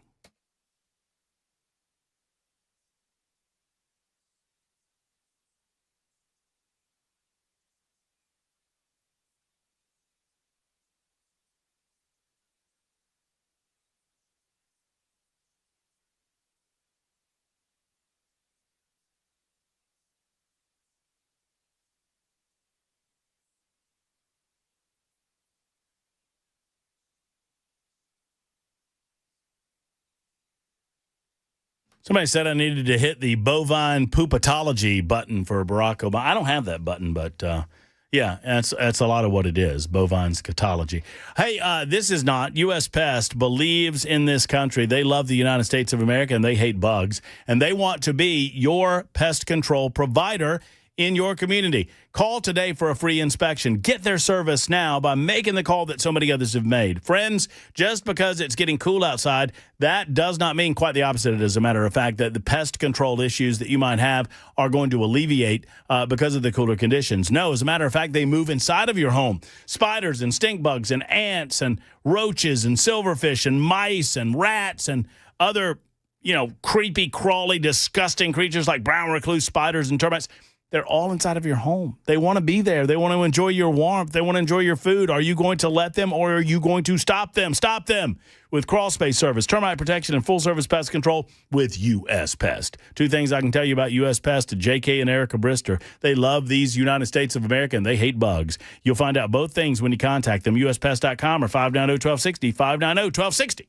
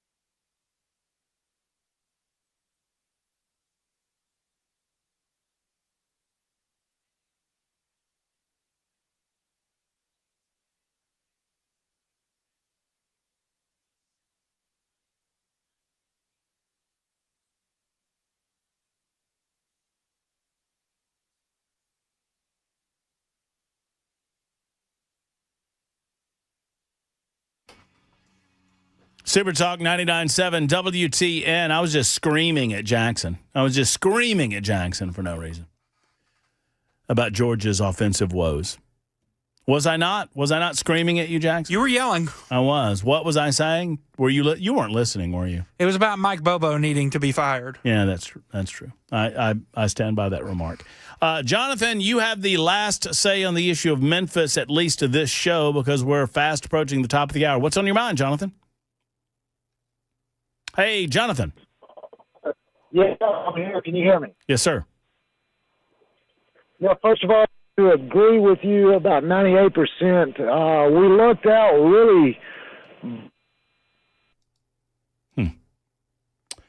We have not lucked out with this telephone call, Jonathan. Sadly, that's going to do it. I'm sorry. We lost you there, and I'm just out of time. I'm out of time to try to get you back, and I certainly hope that you do decide to call back when you can. Barack Obama is the reason we have ignored voters today. Well, that's true. The Democrats have been masters at projection for decades. They still believe it works. You know, the democratization of information on the internet, there's been a lot of problems that exist as a result of that. And I believe that the internet is a net negative in American society, but that's one of the positives that it's bringing to the table. And we absolutely love it.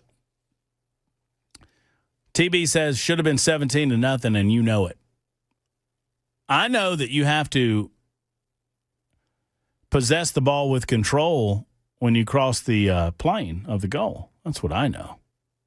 And as if the ruling on the field had been a touchdown, it would have stayed a touchdown. The ruling on the field was the fumble occurred before the plane was broken, and therefore, that's what they stayed with. So there you go. It's been a lively show. We hope a Wednesday edition will be just as lively. Until then, I want you to have a wonderful evening, folks. Hug your loved ones and take care. So long, everybody.